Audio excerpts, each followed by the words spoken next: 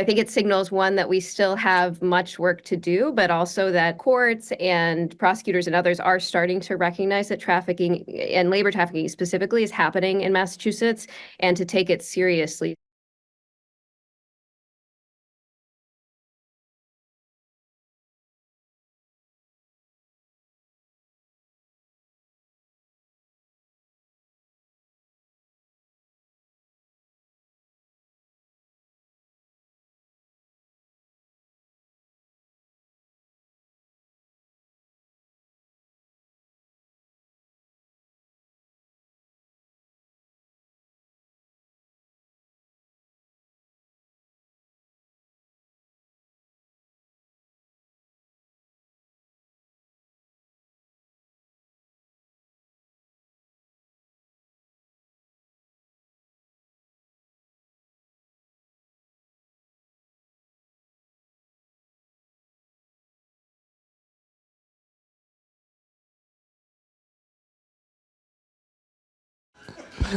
You're listening to Boston Public Radio. I am Jim Browdy. I'm sure you all predicted. Marjorie Egan is in Christmas panic, so obviously she has the day off. Sitting in is local woman who on the side is at NBC Boston out there. That'd be Sue O'Connell. How are you, Sue? I'm well. Not all heroes wear capes. So I'm here to save the day, the holiday day. Well, we're glad to hear that. We're live at the Boston Public Library, streaming at youtube.com/GBH News, facebook.com/GBH News. Reminder, BPR will be on our annual holiday break, or pause, as Marjorie calls it, next week. So no library days next week. We'll be back here in the library on January 2nd, 2024. And by the way, if you need a spirit lift, hopefully the show will give you a lift, but in about 25 minutes, we're going to hear from this fabulous Celtic folk band, mostly fiddlers, called Scottish Fish. You're not going to want to miss that.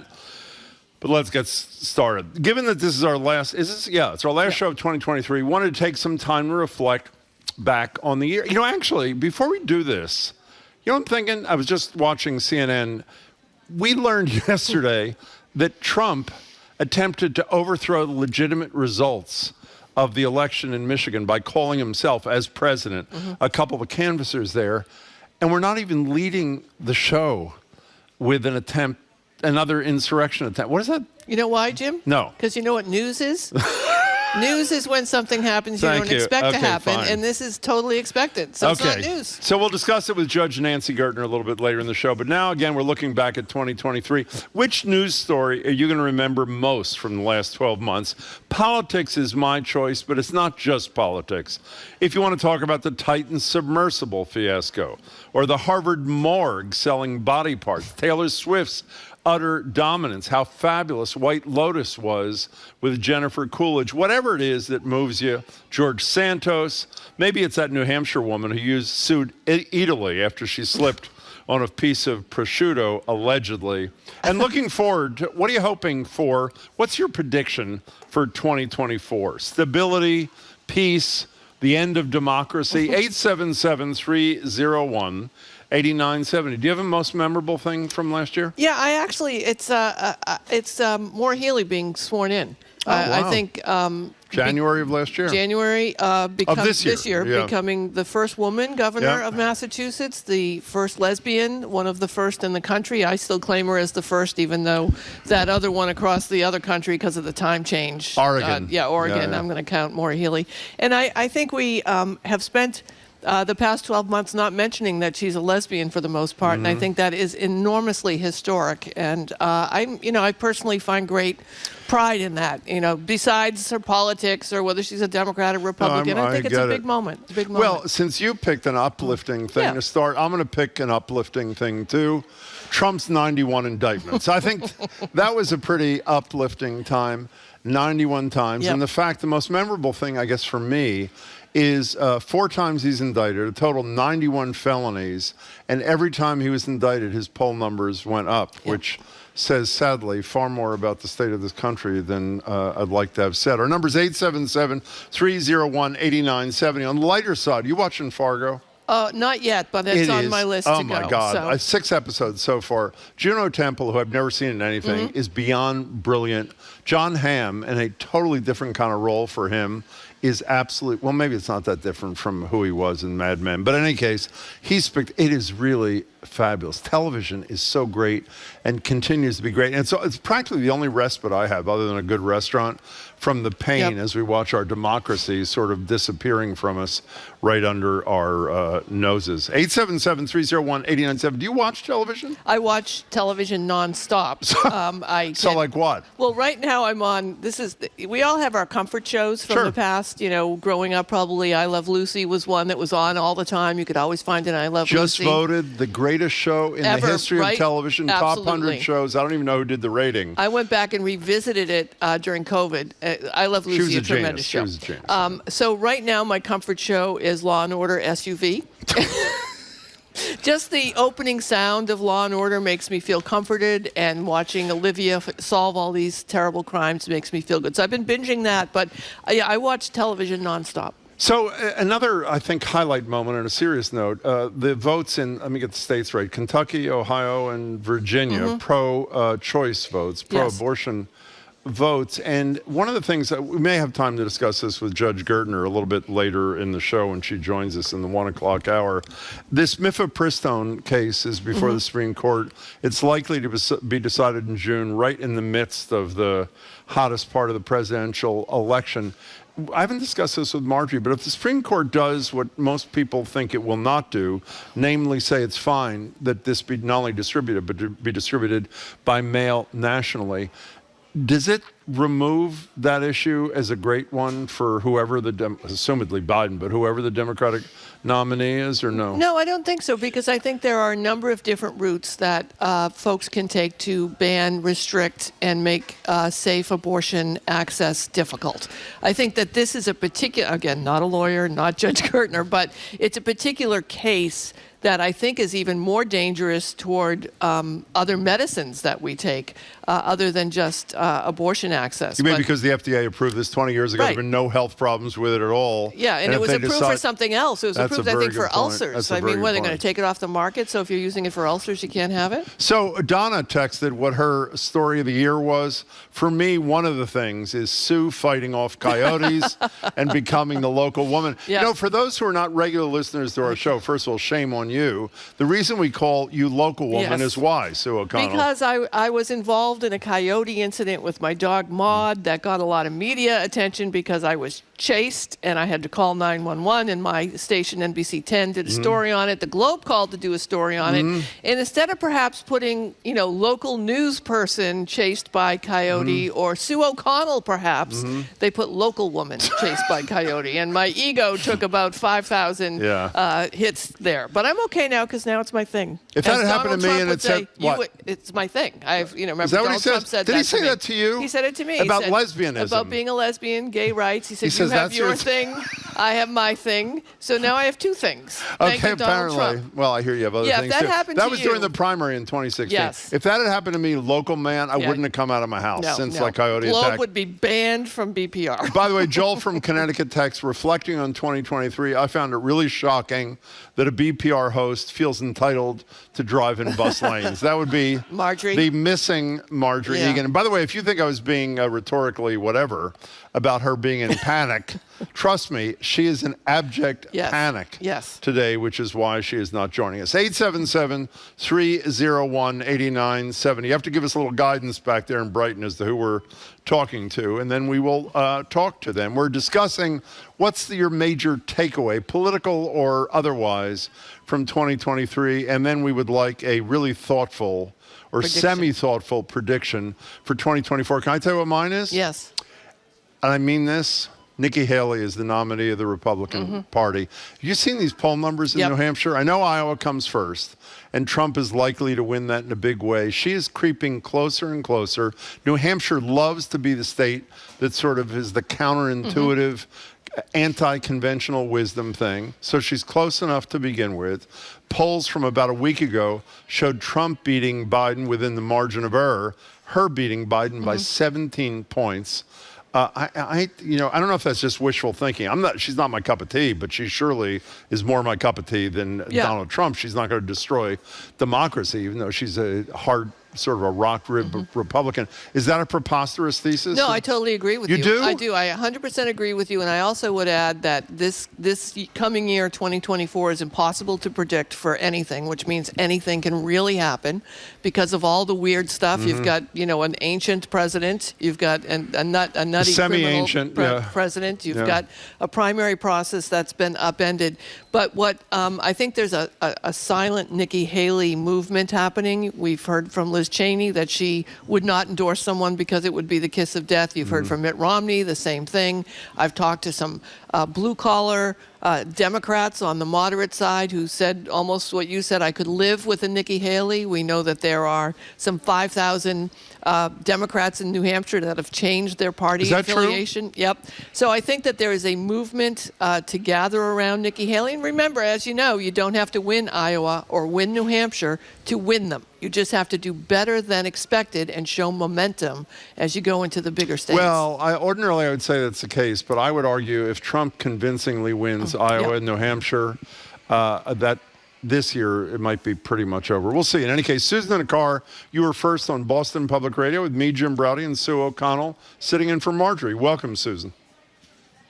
Hello, thank you. And this is third time's a charm for me. Excellent. We're glad you called. Talking to you. Thank you. Thank you. Last time I was talking about diving into M&Ms naked, but I don't think you remember that. No, I do now, actually. I do now. I've been thinking about it for months, Susan. Go ahead. You actually told me to email you, but I don't know your email address. So forget about that. It's the oldest trick in the book, Susan. Go ahead. What's up? Yep. Yeah, I know. The phone numbers. Anyway, as positive a person as I am, I think we need to talk a little bit about the terrifying rise in anti-Semitism, because it is terrifying, and it is, when I went to college, it was the seat of learning and acceptance and et cetera, et cetera. And while I, have feelings about Israel's crazy, attempts to eradicate Hamas, it concerns me that there's so much hatred in the United States right now. Well, as Susan, as we've said since October 7th, hopefully thoughtful people can feel two things at once.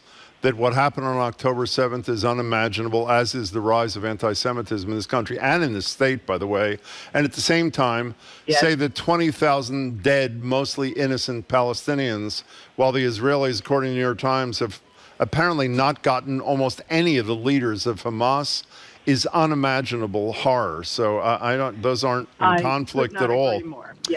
Hey, Susan, we really appreciate it. I hope you make your fourth call soon. Thank you. And good luck with the M&Ms. We appreciate it. By the way, this person, nameless, said BPR Person of the Year. We hadn't even thought of that. Oh, I like that. Liliana. Can we get Liliana? We play it all the time. But Liliana from Fall River. I would have to agree with whoever that was. Maybe the best call. Can we play? Let's just play this now. For those who have not checked this out, there was a story where a woman from New Hampshire allegedly slipped on a piece of prosciutto at Italy down the street. And she was suing, I don't know what the status of the suit is actually. She's suing Italy for $50,000. And then out of the blue, totally, I think I'm sure it's her first call because I'd remember her forever. Liliana from Fall River calls in to argue that the claim of the plaintiff is, let's say, spurious, is how I'd put it. Here's Liliana. Oh, please. First of all, prosciutto is a cured meat, and it does not have the greasy shine. That's a very good point, actually. That mortadella has. Exactly. Coca-Cola. I cannot stand such stupid women that have no idea what Italian food is and Italian customs and all that. A BPR Person of the Year, Liliana from Florida. We really love you, Liliana. 877-301-8970. We're asking what's your greatest memory. I don't mean greatest meaning best, but the one that stuck with you from 2023. And if you want to make a prediction about the next year, Mary in Minnesota. Hi, Mary. Hi, good morning. First time caller, recent new listener. Well, thank you so much. So I am a licensed social worker, and this year I practice in both Minnesota and North Dakota. And this year, the North Dakota legislature had come up with lots of anti-LGBTQ trans bills, but one that we, the social workers of America, were able to defeat was the one that would require us, social workers, to practice conversion therapy. So they wanted us to practice conversion therapy. That got defeated, and then they tried to rewrite it to celebrate being cis or straight, and that got defeated. But we had a few bills that we were not able to defeat, unfortunately. But the fight is still there. Mary, congratulations. Don't go away. For the few people who don't know what conversion therapy is, explain it to people. It is a therapy that is required from some Christian groups, primarily, that essentially is to try to convince gay people that they're not gay. And as Sue O'Connell may say it in a more prolific way, but it's something that if you are old enough as myself to begin way back 20 or 30 years ago, they used to try to say that before you could say you're gay, you have to go through therapy to realize you're gay, versus coming out and saying, I'm gay. And so it's a very perverse type of therapy that they are trying to legitimize, they being far-right people and national Christians, to Mary, try to convince gay people that we're not gay. not only do we congratulate you, I want you to know there's somebody sitting in the audience, I was told, who is here from Minnesota, who listens to the show. Oh, Hello. wow. We're going to talk after the show, so you're not alone. Mary, we're glad you're listening. Call us again. We appreciate it, and congratulations. 75, I think, anti-LGBTQ bills became law in the United States. Is that right? Yes, but again, to her point, there are also a number that were pushed back. We're in one of these really bizarre moments in history where this progress is being made on some fronts for some things, and then also there's this pullback as people are looking for more arcane ways to outlaw things like books and saying things in Florida classrooms. So it's a battle both ways. Sue, people are texting asking what appeals to you. Actually, I could add myself to this. What's the appeal of, what is it? SUV or SVU or Law and Order? What's the appeal? You know, partially it's just a show. The whole Law and Order franchise I've been watching forever, and just when you hear the beginning of this, do we have that? There you go. I already feel calm. That's pretty exciting. I always feel good. That's you know, very and there's exciting. something about formulaic television network shows now, which are not like Fargo, which are predictable. So it makes me happy how predictable it is. Okay, well, that sounds good enough to me. Okay. Arlo in Boston, you're on with Sue O'Connell and me, Jim Browdy. Welcome, Arlo. Hello. Hello. I just want to say hello and Happy New Year. Happy holidays. Thank you to that. Thank you. What else you got? That's really it.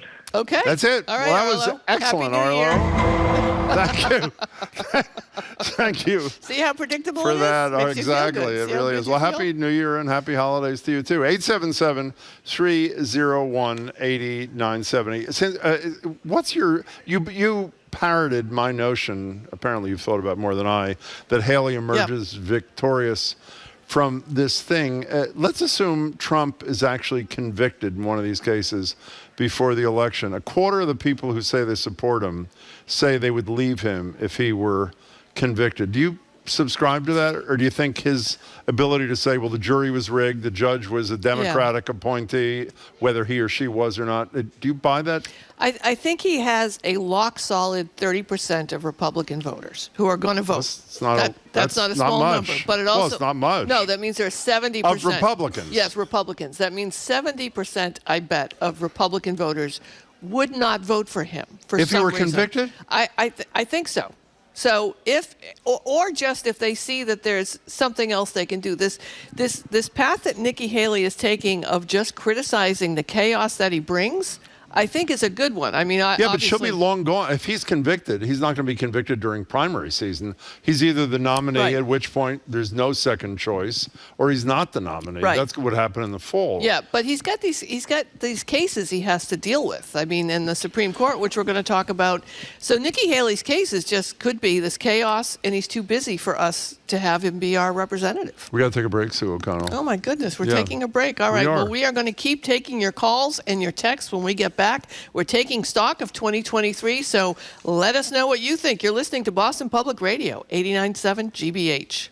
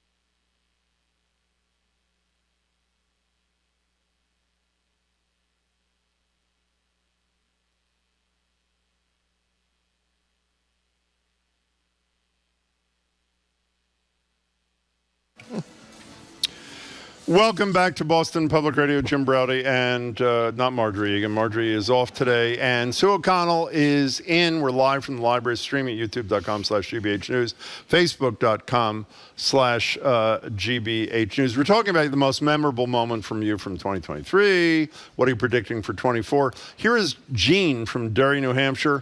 This is a good one. Most memorable to me when Rudy Giuliani's hair dye was trickling down his face and his press conference held at the Four Seasons Landscaping Company. Wasn't it next to a porn shop too, if I remember correctly? Yeah, it was a nice little strip mall area. Strip mall, yeah. Okay. Why? Because to me it demonstrates just how far the mighty have fallen and parallels the track of America's democracy and free fall. Yeah. And by the way, for those, I assume everybody knows, he filed for bankruptcy yesterday. And the good news is, I didn't know this, but since the lawsuit and the $148 million won by the mother and daughter is, quote, an intentional wrong or tort, he can't discharge that in bankruptcy. Right. Obviously, he doesn't have the $148 million, but of the several million he does have, they're going to get something which will lead to him being virtually bankrupt. Oh, look at all the wonderful. people agreeing with me about Law and Order. They are? Yep, there is Aaron from Lakeville. I'm with you, Sue. We bought the original Law and Order box set and watch it all the time.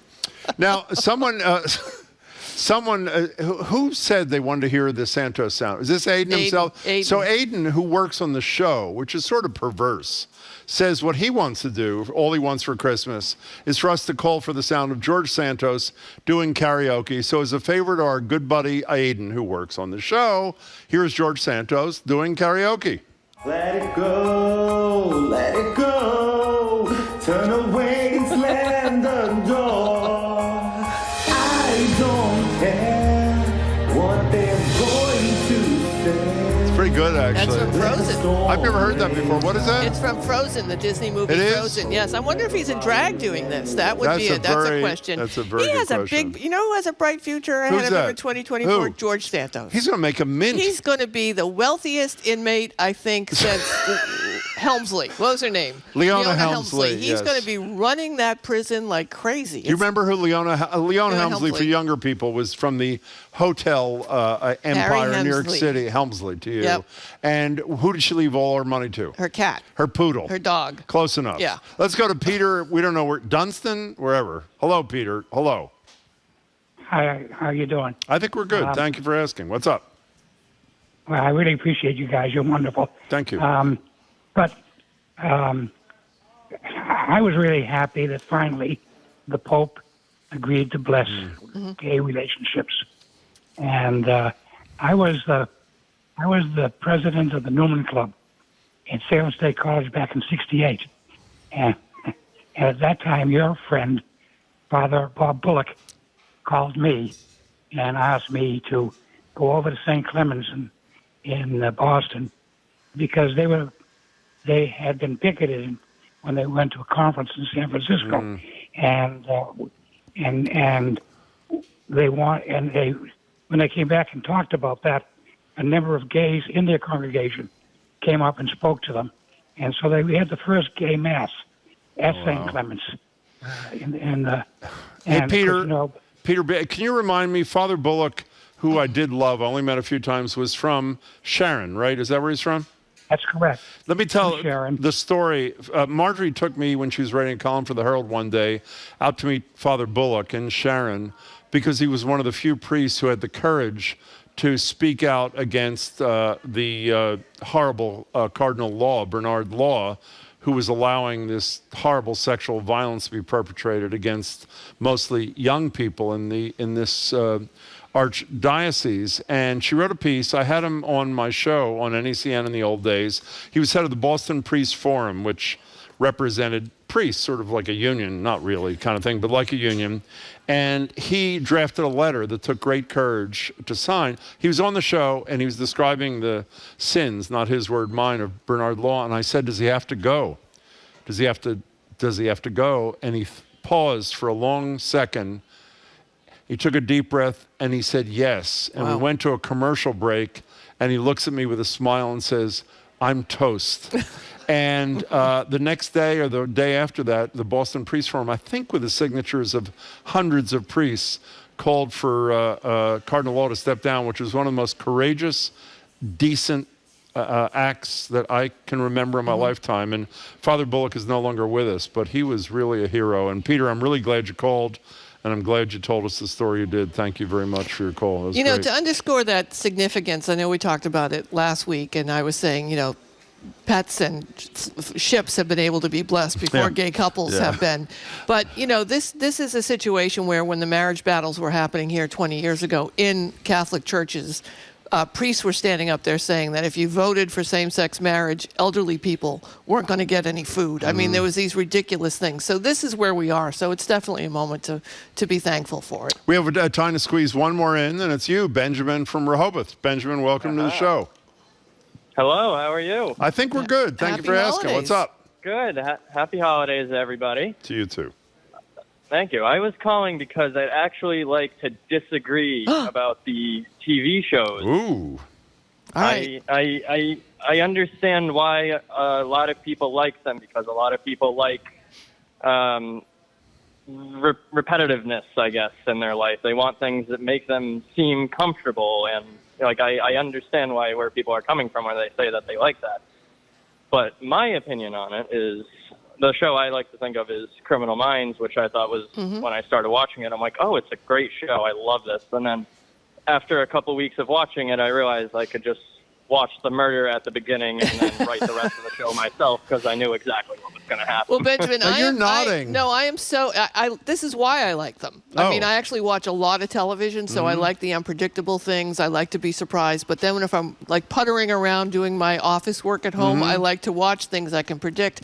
I also know how much they get paid. Actors get paid to be on the show. So if someone who's a waiter has more than one line, I know that they have to pay him more, so that means he's probably the killer, right? So I spend all my time, like Benjamin says, figuring out how the actors are getting paid by how they might be involved in the story, and no one will watch TV with me because I go, oh, he did it because he's getting union scale to say 3 lines. That means he's got to say more later on. How about that? We should watch TV together. Do you have any Benjamin. reaction to that, Benjamin? We could watch TV together. There you go. All right. I think he'd like that. We've come together. Go ahead. I'm sorry. A show that I'd also like to recommend because it does not follow the repetitiveness. Well, I mean, it does for a little bit, but have you ever seen The Blacklist? Oh, yeah. No, I like The Blacklist until about season 3. I don't know. What is it? What's his name? So it's a show starring James Spader. That's it. Oh. Yep. Yeah. Sex, Lies, and Videotape? Is that him? And he's like, yes, same guy. Yep. And he's like a criminal that has a list of criminals the FBI doesn't even know exist. And he doesn't. They go around. I had a problem with the wigs in season 1, Benjamin. I had a hard time getting over the wig issue. No, you two really do have to get together. Hey, Benjamin, that was a good one. Thank you very much for the call there.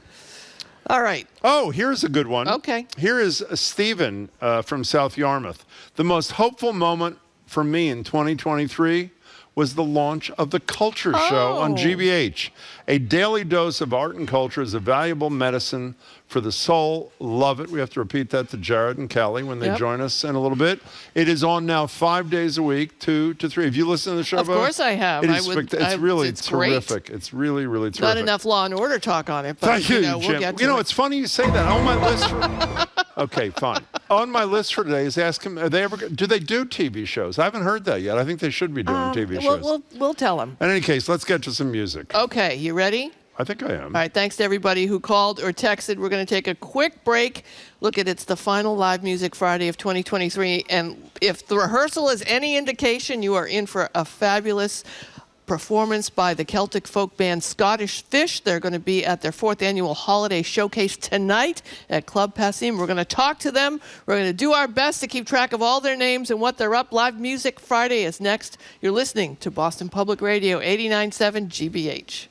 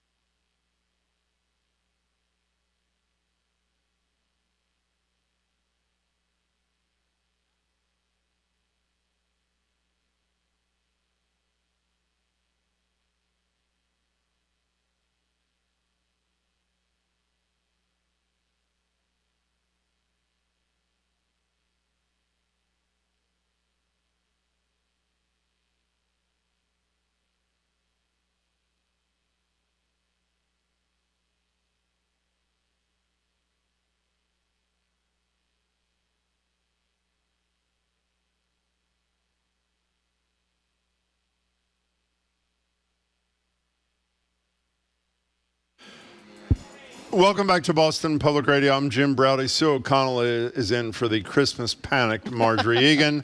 We're live from the library, streaming at youtube.com/GBH News, facebook.com/GBH News. Reminder, BPR will be on our annual holiday break next week, so no library days. We'll be back at the library on Tuesday, January 2nd of next year. It's time for Live Music Friday, the last one of 2023, if you can believe it. Here at the interview desk, we're joined by 3/5 of the contemporary Scottish and Cape Breton folk group Scottish Fish. They have 2 holiday shows tonight at the great Club Passim. Their 4th time doing this, which is surprising considering they're not exactly ancient. They all started playing as a band when they were 11. Is that 11? 11? Well, whatever. We're joined at the interview desk by Julia Homa. Is I pronounce that right? Yep. Great. Hi, Julia. Ava Montesi. Yeah. How'd I do on that one? And Caroline Dressler. That I can do. We'll talk with other members in a moment. If you want more info on the band and to catch them either tonight or at a few shows they have in January, you go to ScottishFishFiddle.com. Julia, Ava, Caroline, welcome. We're great to have you. Thank you. Thank you so much. Thanks so much for coming in. Listen, I want to start with how you came to this music. My family on my mother's side, the Quinns actually, are great Celtic players. My late cousin Wayne in the Northwest was known for playing all over the place. I saw it growing up and never thought, hey, I want to do that. So how did you come to this music? You want to go? Yeah, so my mom is a little bit Irish. That's like vaguely related to why she was into it. But when I was around 4, we went on a road trip to Cape Breton Island in Nova Scotia, and they have a big Celtic music scene up there. It's a lot of like intergenerational playing. It was incredibly cool to witness. And so I saw these like little kids like around 4 or 5 years old playing the fiddle and step dancing, and I thought it was really cool. And then we came home, and it turned out that in the town that we lived in, we're all from, or a bunch of us are from Arlington. There was a woman who taught Scottish fiddle lessons, so I just started taking with her. And I was really good friends with Ava at the time. So it kind of like bled over into other of my friends. And how long ago was this, Yeah. Ava? When did you start meeting each other? Well, I've known Caroline and Julia, who plays the cello and piano, since I was about 4 or 5. Wow. But I didn't play back then. And are people still, I mean, I don't buy this notion that people can stay friends, 5 of you, for all this time. You really get along, everybody, or is this a pretend thing? We really get along. You do? Yeah. And to aggressive degree, yeah. Really? Oh, I yeah. feel like we're You're still nodding. playing together just because we like hanging out, honestly. Is that really true? Oh, my God. That's why we started playing together, is because we had so much fun just hanging out. And you're then- still having the same amount of fun? Oh, yeah. I think Now- we're having more fun now. Is that really so? I swear it's true. So why does someone choose the fiddle, for example, over, Julie, like classical violin? What appealed in the former as opposed to the latter? Yeah, so I guess for me, I loved playing the fiddle just because of how fun it was and the community that surrounds it. And so like when you go to these music camps, which is where I got to know the rest of the band, like these fiddle camps, there is so many people of all different ages and different generations playing together. And I guess for me, classical stressed me out a little bit more because it was so competitive. And fiddle was mostly about like having fun and playing music that you love together with people that you enjoy spending time with. And so that would really drew me to it. What other music do you listen to? All sorts of music. Like, when you're driving to a gig, what do you have on the? Okay, well, recently yeah. we've been listening to a lot of old jazz.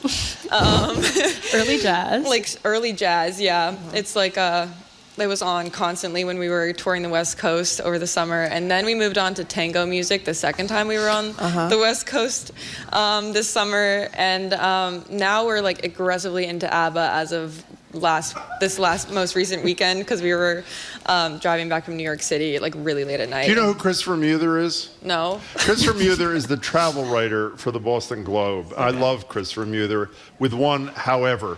Christopher Muther, the most excited he's been, I believe, in the last 5 years. Do you know that they're fake ABBA people in London? Do you know about this thing? What are those things called? What are they called? The avatars. Oh, do you know my about gosh. this? Yeah, we saw it, like the little thing on the screen over there. Yeah. It's not them. Do you know that? It's them, but Yeah. do you know? Does that appeal to you at all? No. Exactly. Okay, fine. Then we're in a good place. You know, was very Julia, different. what I want to do is Celtic players. A couple of months ago, one of the great people we have ever known on the show, Brian O'Donovan, died, who did more for all kinds of music, particularly Celtic music. Celtic Sojourn was this show. You guys had some time with him, did you Yeah, not? so actually the first time that we were here, which is about like 6 or 7 years ago now, we were really little. He hosted us like right here. At the library? Yeah, at the library. And did you play? You And played? we played, yeah. And what was that like? He is amazing. He made us feel so welcome and so a part of this community. Because he was kind of like, I wouldn't say the ringleader, but like he was the ringleader. He's like a grandfather to like the whole community. Yeah, to really all of is. us. And like he was so supportive of like the people that we grew up listening to, and to like have that support from him also, like as we were growing up in the community, was something that was really special.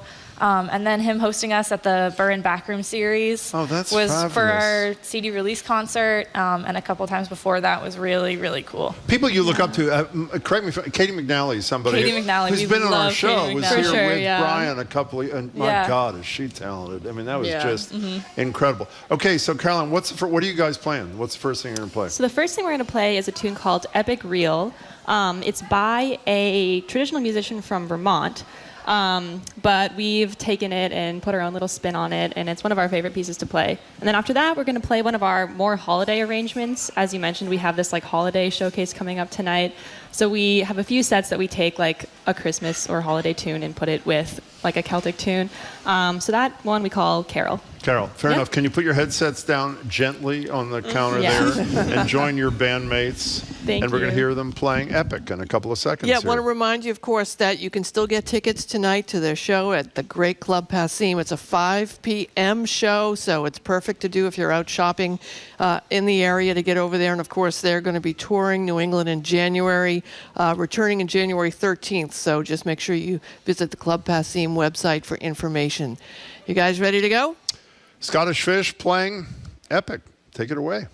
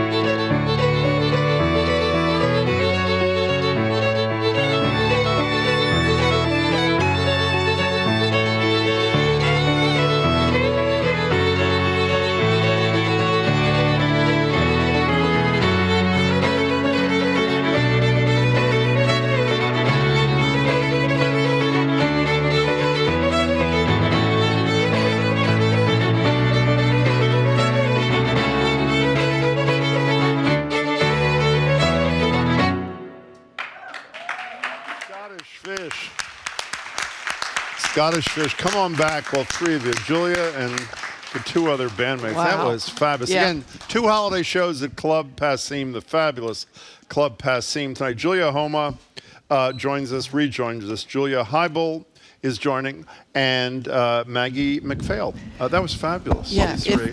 if you're listening, you also have to go to YouTube and watch. Yeah, it's there's beautiful. no It's great. doubt. You guys, I'm shocked. I've seen 500 trillion music ensembles in my lifetime. You guys look like you actually like each other and are having a good time. I mean, I know you said you like each other, but you really love doing this, don't you? Yeah, I mean, it's great. Yeah, I mean, I've like known all these girls my whole life, and they're all like a couple years older than me, and so pretty much it's just been like 4 older sisters, I guess. Do you know who the Brown sisters are? Speaking of that, you probably don't. This is a great idea I have for you, not that you need it. The Brown sisters were 4 sisters, I think. I believe so. Who, starting in 1975, a photographer who I think his name was Nixon, I'm not 100% sure, took their photograph in roughly the same position every single year for like 40 years or something. That'd be fabulous for you guys. Is that, you're looking at me like, really? No, it's a great, trust me, it's a great, So yes? we actually have something You do? kind of similar, which What's is that? we've played the Boston Celtic Music Festival this is going to be our 11th or 12th year now, and we have a picture of us at the You same do? stage on Club Passim, like for all of those years. We Great did. idea I had, wasn't it? Yeah. Thank you very much. No, we implemented it in advance. It's amazing, retroactively. Yeah. So Julia Heibel, you're the non-fiddler, you play the Yes. cello and the piano. Correct. So do you feel like an outsider, or how do you deal with this? A little bit, but I like my role because I get to counterbalance everything else. You're that's the going anchor. on. And I You're get to the do anchor. whatever I want because there's no one else playing chords. Do you play fiddle at all, or you don't? No, I don't. And- yeah, you don't want to hear me do That's that. okay. And what do you guys meet like at the end of every year and say, do we want to do this for another year? What's our creative future going to look like? Are we going to You implement? asking me and Marjorie, or are you asking them? I ask you guys every year, and that's why I'm only here once a Okay, year. fine. Is there like, are you going to implement ABBA into your playlist? I mean, how do you decide what the creative future of the year is going to be? You know, we've thought about doing an ABBA concert where we just only do ABBA covers. I think Maggie was asleep in the back of the car on the way back from New York when we were discussing this, but yeah. Yeah. Yeah, I mean, in terms of our like creative process, we kind of just each like bring ideas to the table, and then we're usually all on board, and then we kind of just implement them. Yeah. Julia Homa, where's the name come? What's Scottish Fish about? This is a classic question. And? Yeah, so the name Scottish Fish comes from 2011 when we were at this fiddle camp called Boston Harbor Scottish Fiddle School. And I think it was me and Ava and Caroline and one other person were doing this quartet for the Kaylee there, which is like a party at the end of the camp. And we were like had this whole thing where we brought a bunch of candy and like stashed it in our rooms, and we were like obsessed with it because we were 11.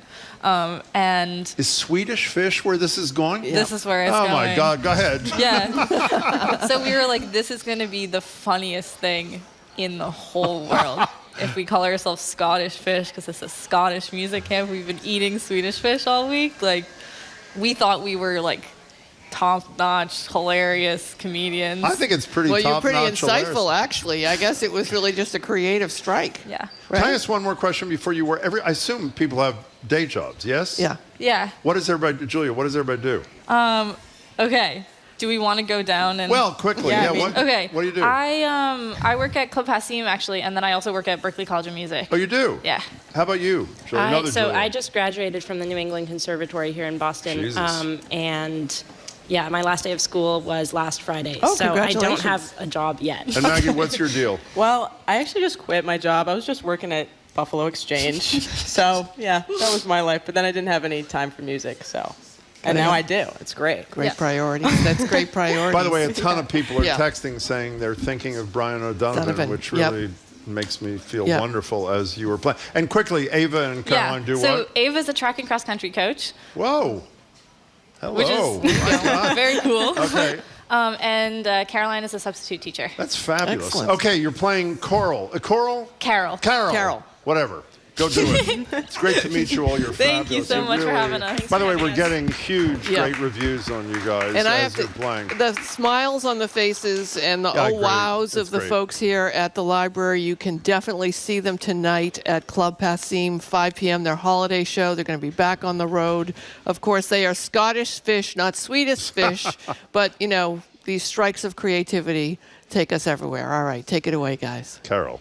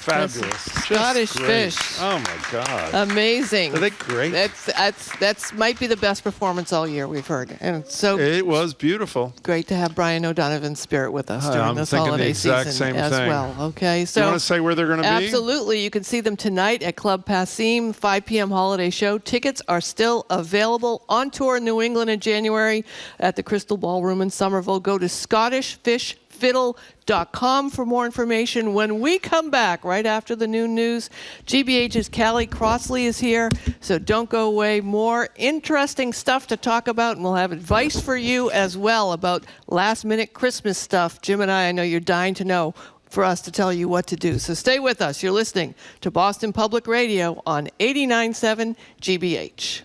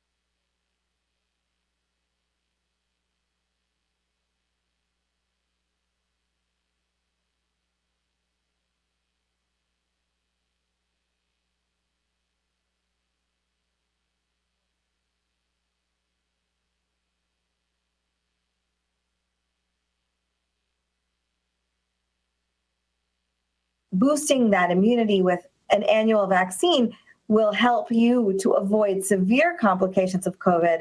So it's most important that people who have those risk factors get that annual vaccine.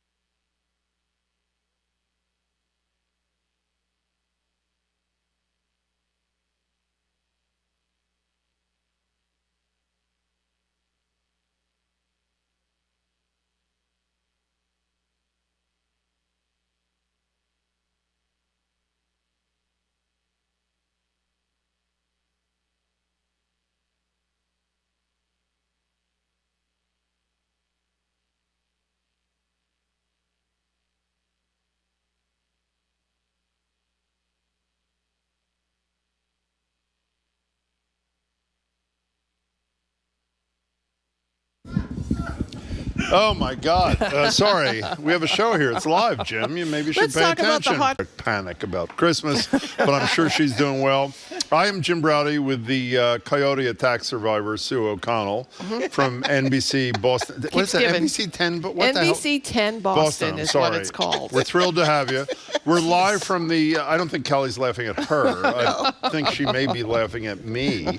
We're live from the library, streaming at youtube.com/GBH News, facebook.com/GBH News. Reminder, we're on our annual holiday break. BPR is next week, so no library days next week. We return to the library on January 2nd, 2024. Is David Leonard still in the room? He was a minute ago.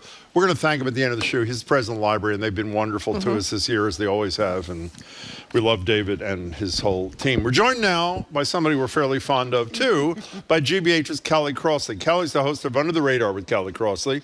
You can catch that Sunday nights right here on 89.7 at 6. You can also hear Kelly commentaries on Mondays for GBH's Morning Edition.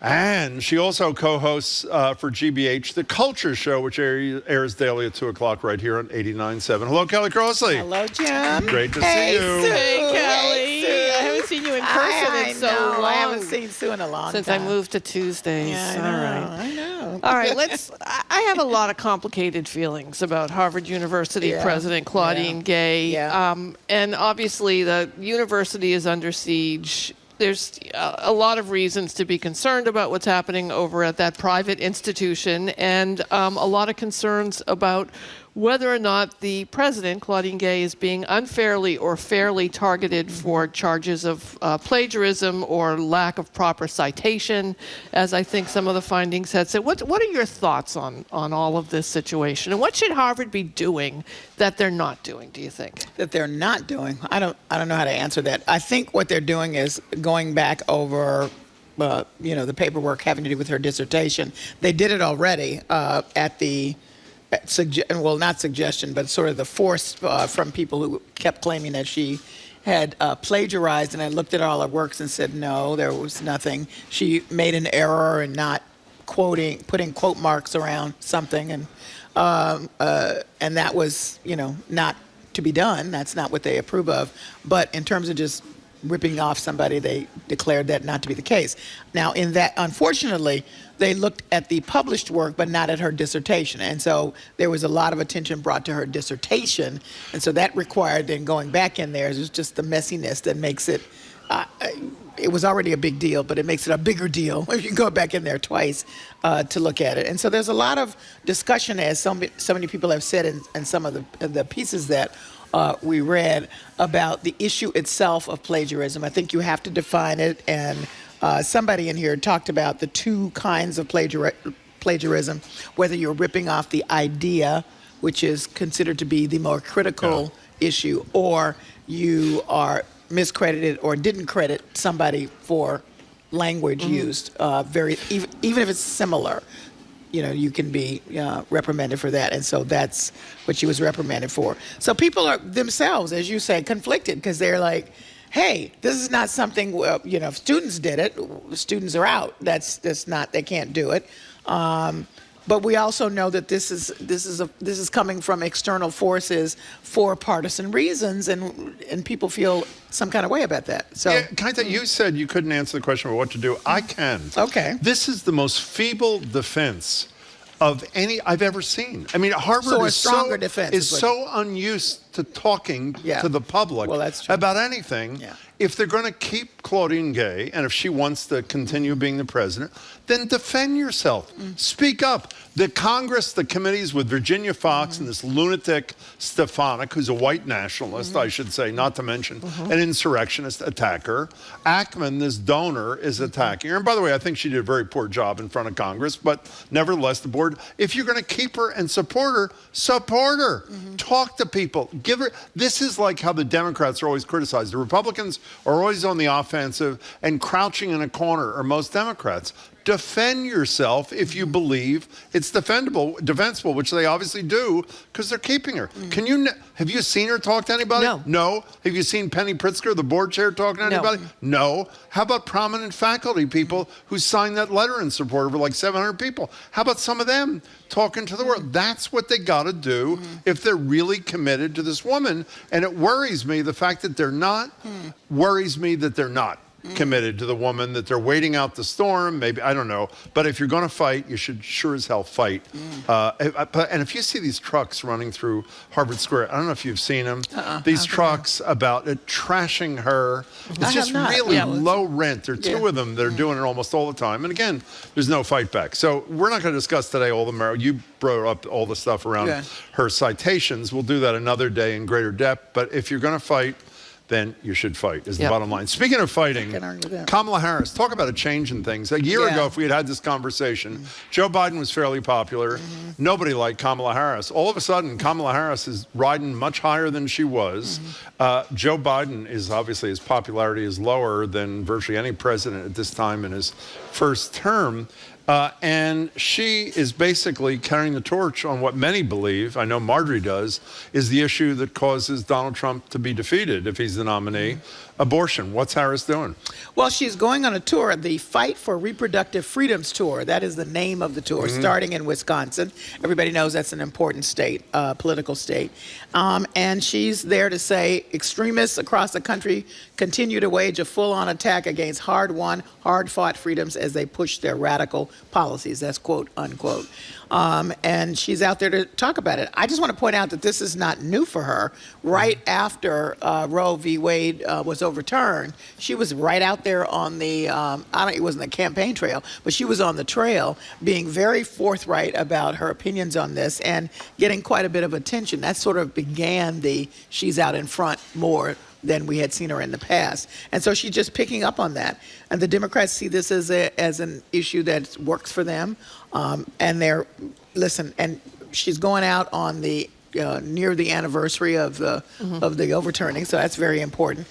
So I think that she can stir a lot of momentum. Kelly, I'm very sympathetic to vice presidents in general. I think it's like a terrible job, and they're always criticized in many ways about things they have no control over, like if the president includes them, if they're given lousy jobs.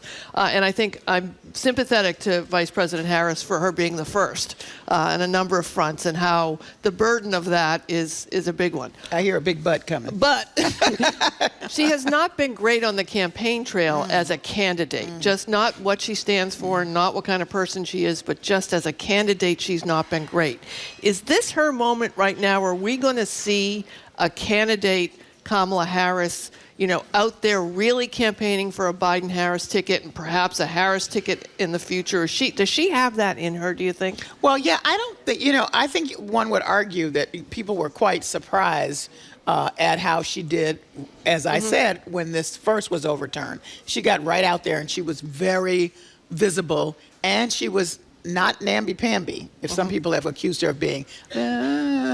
She was very clear. This is bad. This is and this is bad for the country. This is bad for women. This is bad for democracy. She used those terms. So I think this is another opportunity for her to use a platform that has worked for her very well.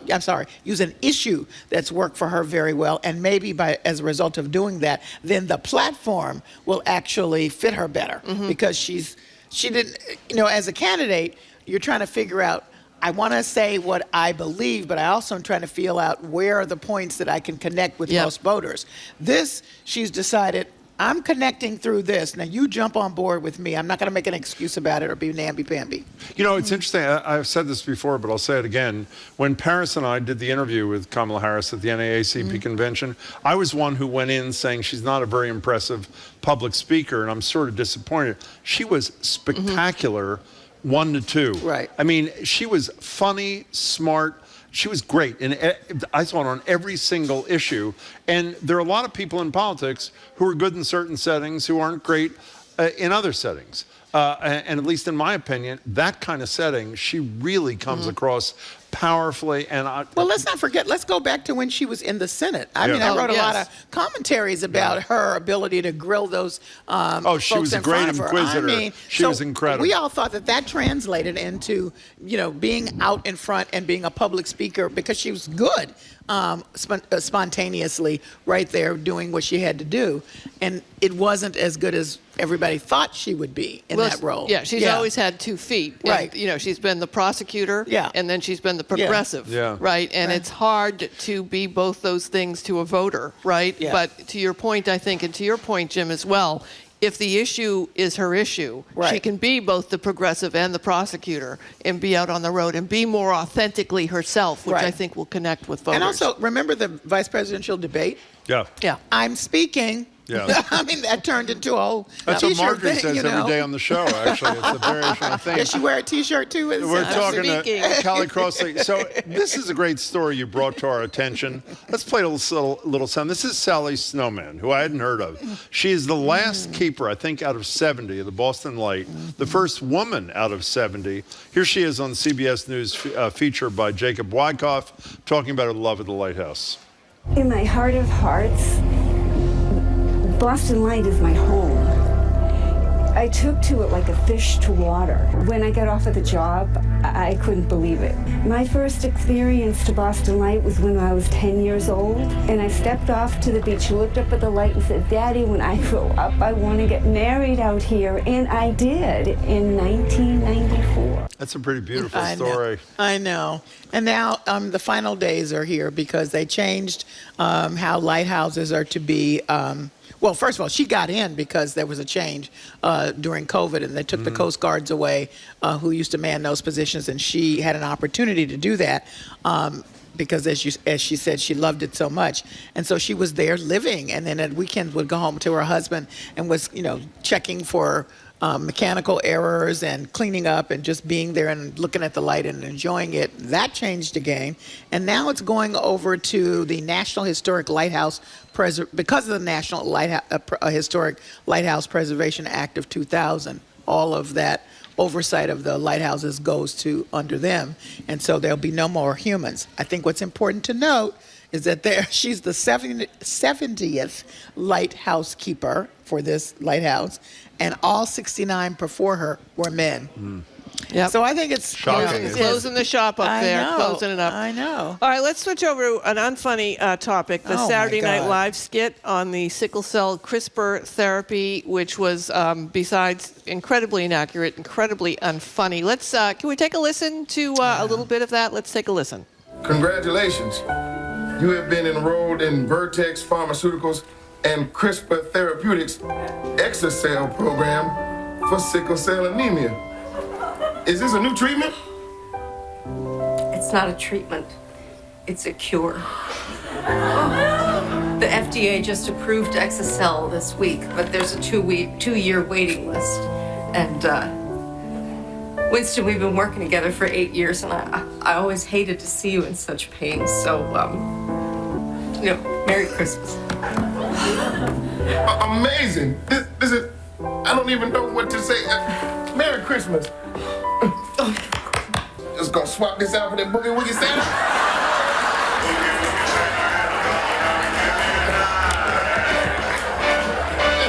All right, so besides not being funny, what's wrong with this? Well, there were all the myths and stereotypes about, at some point, somebody says, by the way, it's based on a Yankee swap. Yeah. I'm looking at Azita. She used to do the Yankee swaps for our newsroom. So. Don't hold that against her. Go ahead. No, Still a lot of hurt feelings. Well, I'm just saying that, you can trade off. And I was like sitting there looking at this going, where is this going? Yeah. I really thought there was going to be an edge or something to it. So then I was embarrassed, then I was angry. So the myths are that only white people can get it. And Black people. Only black people can get it, thank you. Because the guy in the skit said, I'm giving this back for something else because, everybody in my family is white and I'm white. And the myths are how hard it is. Well, it is hard to cope with it. But they just went on and on and on with the stereotypes about it. And this is the thing that all of the sickle cell organizations, advocacy groups have been fighting against forever. And finally, there actually is this therapy which works and is extremely important. I mean, it's changing lives and saving lives of folks who have sickle cell. And so to have it, people can take a joke, but as they said, we would expect them to use their power of smart satire in a way that would elevate the issue, that would make sense to people. We can take a joke, but this was horrible. I mean, I was cringing. Did y'all saw Yes, that? I did. No, I saw Horrible. it. I watched it Horrible. live, and I was like you. Yeah. I was waiting for it to be funny. I mean, Yeah. I'm a big forgiver of anything funny. Right. If it's really funny, I can forgive almost anything. And then as it was dying, and then it became just as you said, I'm like, well, white people. What's happening here? There's so much wrong with it, and it's on the heels, as I said to Jim, on the other skit that they did the week before with on the Stefanik, president? with the yes. which also was not. MIT, Harvard, and not funny. There was a piece of University that was funny, which was Kenan Thompson yeah, at the end. That was it. University of Arizona. Right. That was So great. that was, But he couldn't save this one. Okay, No. can we talk alcohol instead Yes. for an Yes, upbeat let's ending to this talk thing? about it. So we have three things to talk about. Yeah. Last week, you talked about spiked eggnog. Yes. And what happened Pre-made. is as a result of you talking about it pre-made there, Callie Crossley? I feel very strongly about a pre-made spiked eggnog, the only one that's good, Pennsylvania Dutch. And I was just mentioning it. And so then Marjorie said, well, where can you get it? Where can you get it? Where can you get it? So I said, well, it's hard to find, but I found it at Save More Spirits in Cambridge and Liquor World in Somerville. Well, then I get a nice note from Mr. Weiner, Michael Weiner, who owns Save More Spirits. And he says, my son runs the store. And we were wondering why all these people are coming in asking for this thing. And finally they said, we heard it on the radio. So that it got a little tiny run of people going in to get it. And by now I'm sure they're sipping and delighted to have such a delicious drink. Do you want to do the same for Poppy's Coquito? Hey, this sounds great. You know what? What is I it? love Coquito. Coquito What is that? It's people say it's the Puerto Rican eggnog, but it's really not. It's this drink onto itself. It's culturally connected to Puerto Rico. It's coconut cream flavored rum, but people pride themselves on their secret recipes. I have a new bottle that I just got yesterday In her from bag. my She's gonna take it out right now. Oh, from no. my physical therapist yesterday. Her friend makes it, so I have. Okay. I'm all set. But this guy in New England made his special recipe that he doesn't share. It's called Poppy's Refrescos is the store, and he makes his Coquito beverage to sell, and so you can get it there in several places in Canton and in Rhode Island. Okay. Coquito is delicious. So I don't want to be left out, by Yeah. the way. So I want to add a drink to this thing. Yes. Two of the finest people I've ever met own Celeste in Union Square, which is a fabulous Yes, small it is. restaurant. They own La Royale in your neck Yeah, of the woods I over was there. there not long ago. Oh, really? Yeah. And they own this incredible place in Vermont called Esmeralda. Well, yesterday I think it was that Esquire magazine said that they had at La Royale one of the best martinis in America, a Pisco martini. And Pisco, for people, you know what it is? Yes. No. It's this I've heard Peruvian, this. I don't know if it's sort of brandy-esque kind of thing. delicious. I've only had a Pisco sour with them at Celeste, which is, I had one the other night actually, is unbelievable. But want to send congratulations to Juan Maria, who owned this joint, La Royale, for being named one of the best martinis I've in had America, one the of their Pisco drinks. martini. Yeah, I've had one of their drinks, I think, with Pisco in it, but not the martini because I'll be on the floor if I have a martini. You who can really put away martinis? Marjorie Egan. Marjorie Egan. She doesn't like when I say, Jamie, can she put away martinis? By the way, you can put away martinis. Martinis. And Jared, too? Yes, that's right. Jared is a cocktail person. Yeah. My Yeah, daughter, yeah. who's 23, who does not like alcohol, every time we go out, tries a new drink and tries a new liquor, and then drinks it and says, "I don't know what the big fuss is about." And I'm like pushing her to keep trying drinks. It's a very weird dynamic. For a parent, it's pretty odd. Yeah. So Kelly, Yes. Sunday night you have the show of yours. You know that? Yes, I do What are you have doing? the show. Well, we're not doing anything Oh, because perfect. That's great. No, because GBH has a special Christmas Eve. Oh, is this Oedipus's yes, thing? But before that, Al Davis is doing Christmas jazz, so it's all great. night. Yeah. So my show is preempted for that, and it's wonderful. Oh, It's let gonna me be tell you an wonderful. Oedipus Yeah. story about Oedipus Yeah. and Sue back in 1980. Oh, no, I can't tell that on the Oh, you radio. can't? Oh, let me tell Oh. another story about me and Oedipus. Oh, no, I can't tell that one either. Oh, gee, I'm going to have to tell these later. So By the way, Oedipus- those are great. They really are Yeah. great shows for They are. Christmas They Eve, are. and they're unlike anything else you'll hear.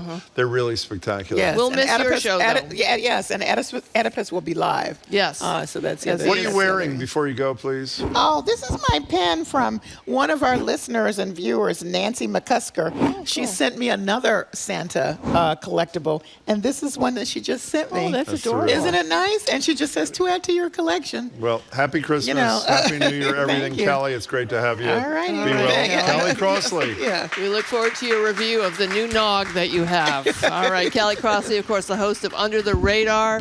Most Sunday nights you can hear it on 89.7 at 6 o'clock. Also, her Cali commentaries on Mondays for GBH's Morning Edition.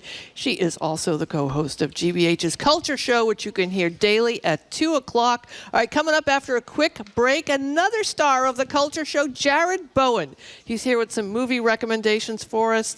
You're listening to Boston Public Radio, 89.7 GBH.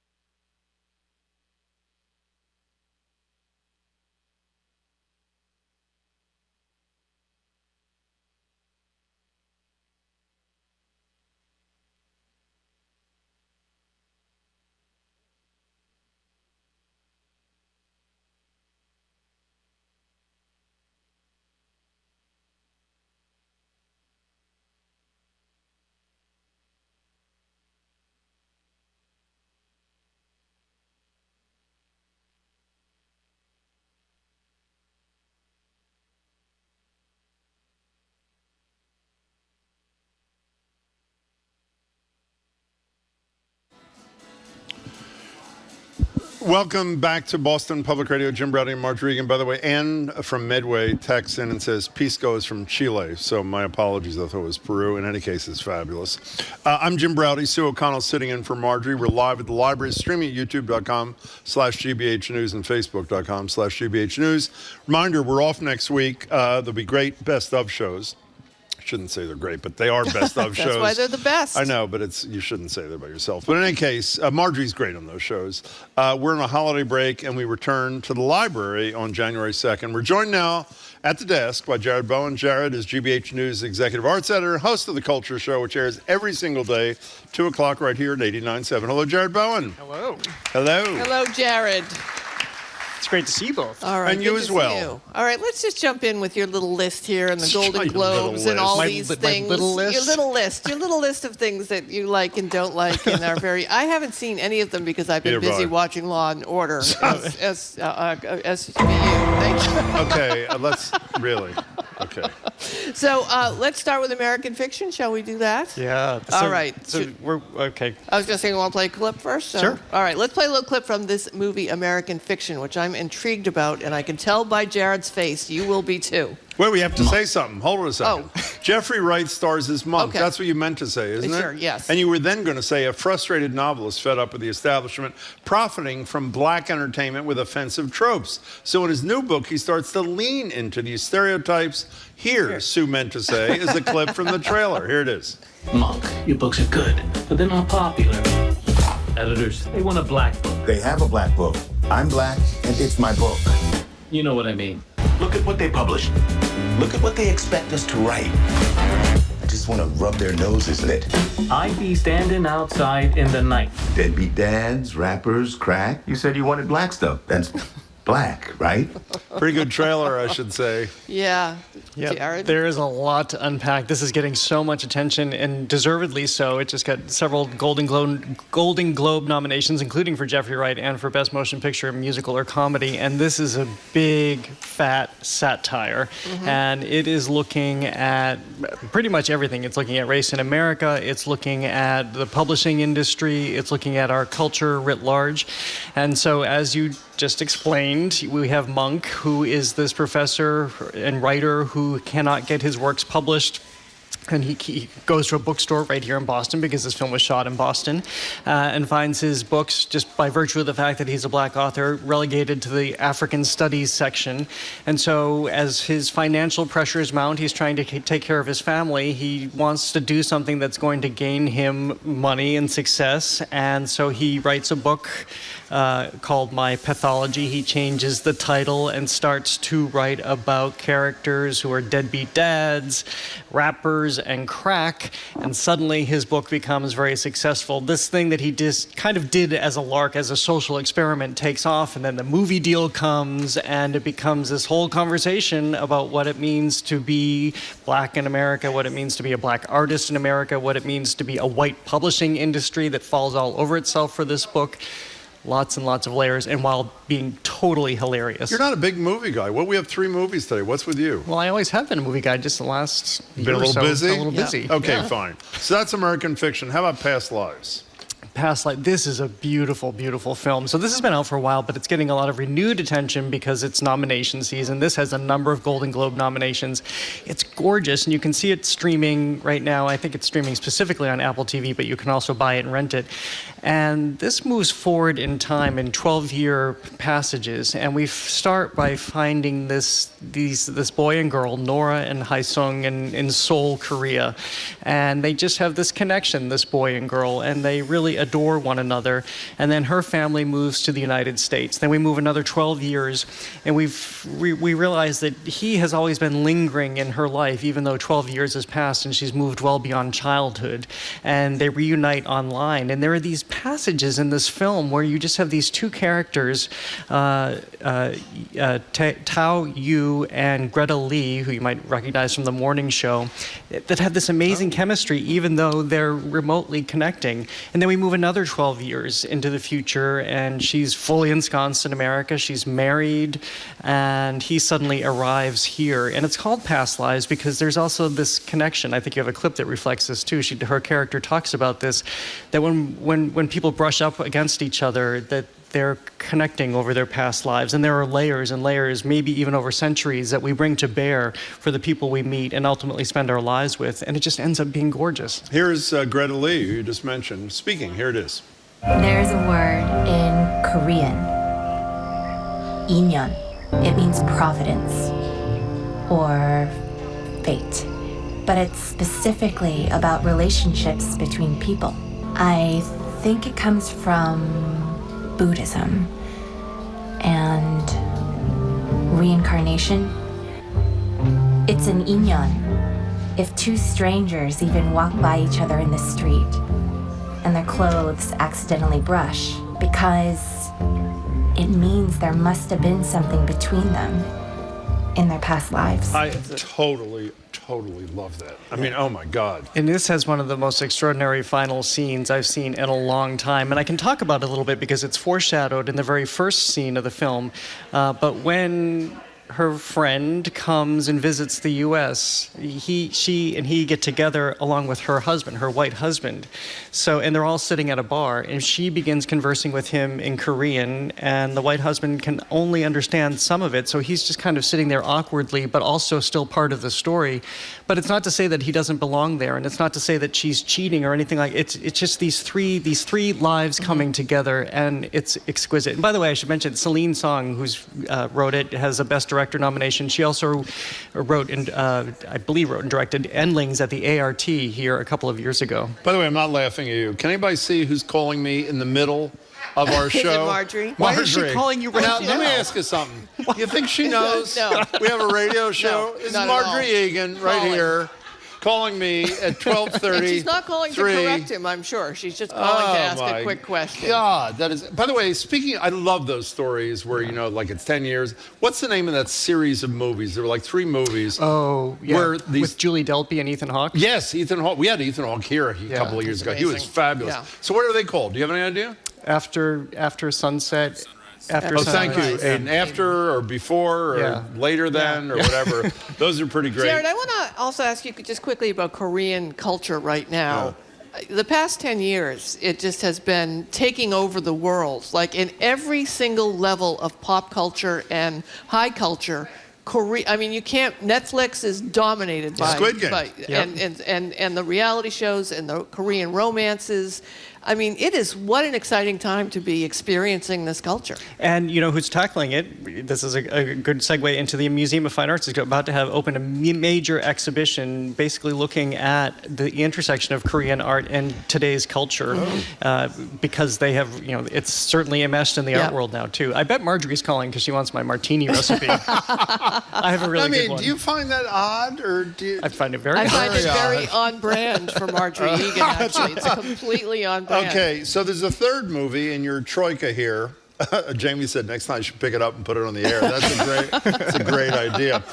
Poor Things. That's Ruffalo or whatever. Mark Ruffalo. Ruffalo, yeah. Emma Stone. What's his deal? Saw and Emma Stone, right? Yeah. The other night. This also has a huge number of Golden Globe nominations. It is so deranged and demented and hilarious. I loved practically every second of it. Here she reteams with Yorgos Lanthimos, who wrote The Favorite, which she starred in with Olivia Colman. Oh my gosh. Love Olivia Colman. Also from the same screenwriter who has written The Great.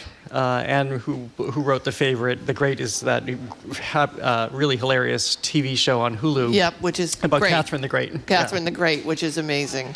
And so let me see if I can explain this plot where... Well, it's a problem if you can't. Do you know what I mean? It's a little difficult. It's kind of a Frankenstein story, actually, where you have Willem Dafoe, who plays Dr. Godwin Baxter. He's God. And he finds this body of a woman who has just thrown herself off a bridge, and he brings her back to his surgical theater, and he implants the brain of her baby into her head, so her baby's brain is in her adult body.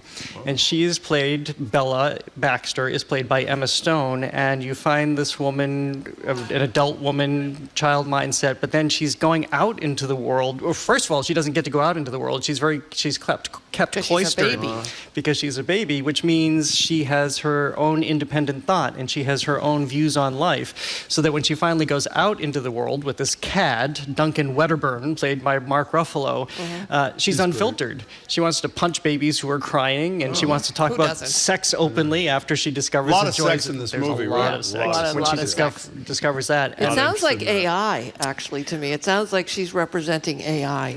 Well, yeah, it could be. It doesn't occur to you in the film because it's set probably in the late 1800s, early 1900s. But it's hilarious. But it's also about her finding her own agency because of the way she was constructed and then grew up, and then the way she takes in the world. So it's in addition to being just outlandish and hilarious, and there is a lot of sex. So be warned.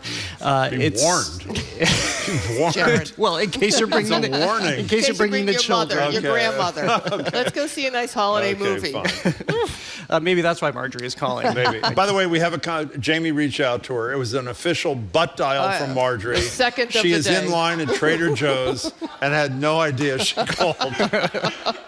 It's like second of the day. I'm sorry, I interrupted you. We're talking about something. Poor Things. Yeah, Marjorie, you want to get the blue cheese olives while you're at Trader Joe's. That's key. Go ahead. Okay, so. All right, why don't we listen to a clip? Okay. Oh, yeah. Yeah, let's Are hear you a going to clip. introduce it properly I don't this have time to or now not? because he talked about No, it. he So didn't. He No, did. So here is he Bella sort of did. in Yeah, Ruffalo. Poor These Things. two are fighting and ideas are banging around in Bella's head and heart like lights in a storm. Oh. You're always reading now, Bella. You're losing some of your adorable way of speaking. I'm a changeable feast, as are all of we. apparently, according to Emerson, disagreed with by Harry. Come, just come.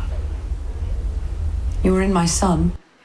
See, it's like talking to ChatGPT, basically. Right, exactly. It might be the best, by the way, that you've ever seen Mark Ruffalo. Really? Just give him the Oscar now. Do it. Just Wow. do it. Yep. Wow. Yeah. By the way, Golden Globes, weren't they totally They're back. discredited for being all white? Yeah, they're back.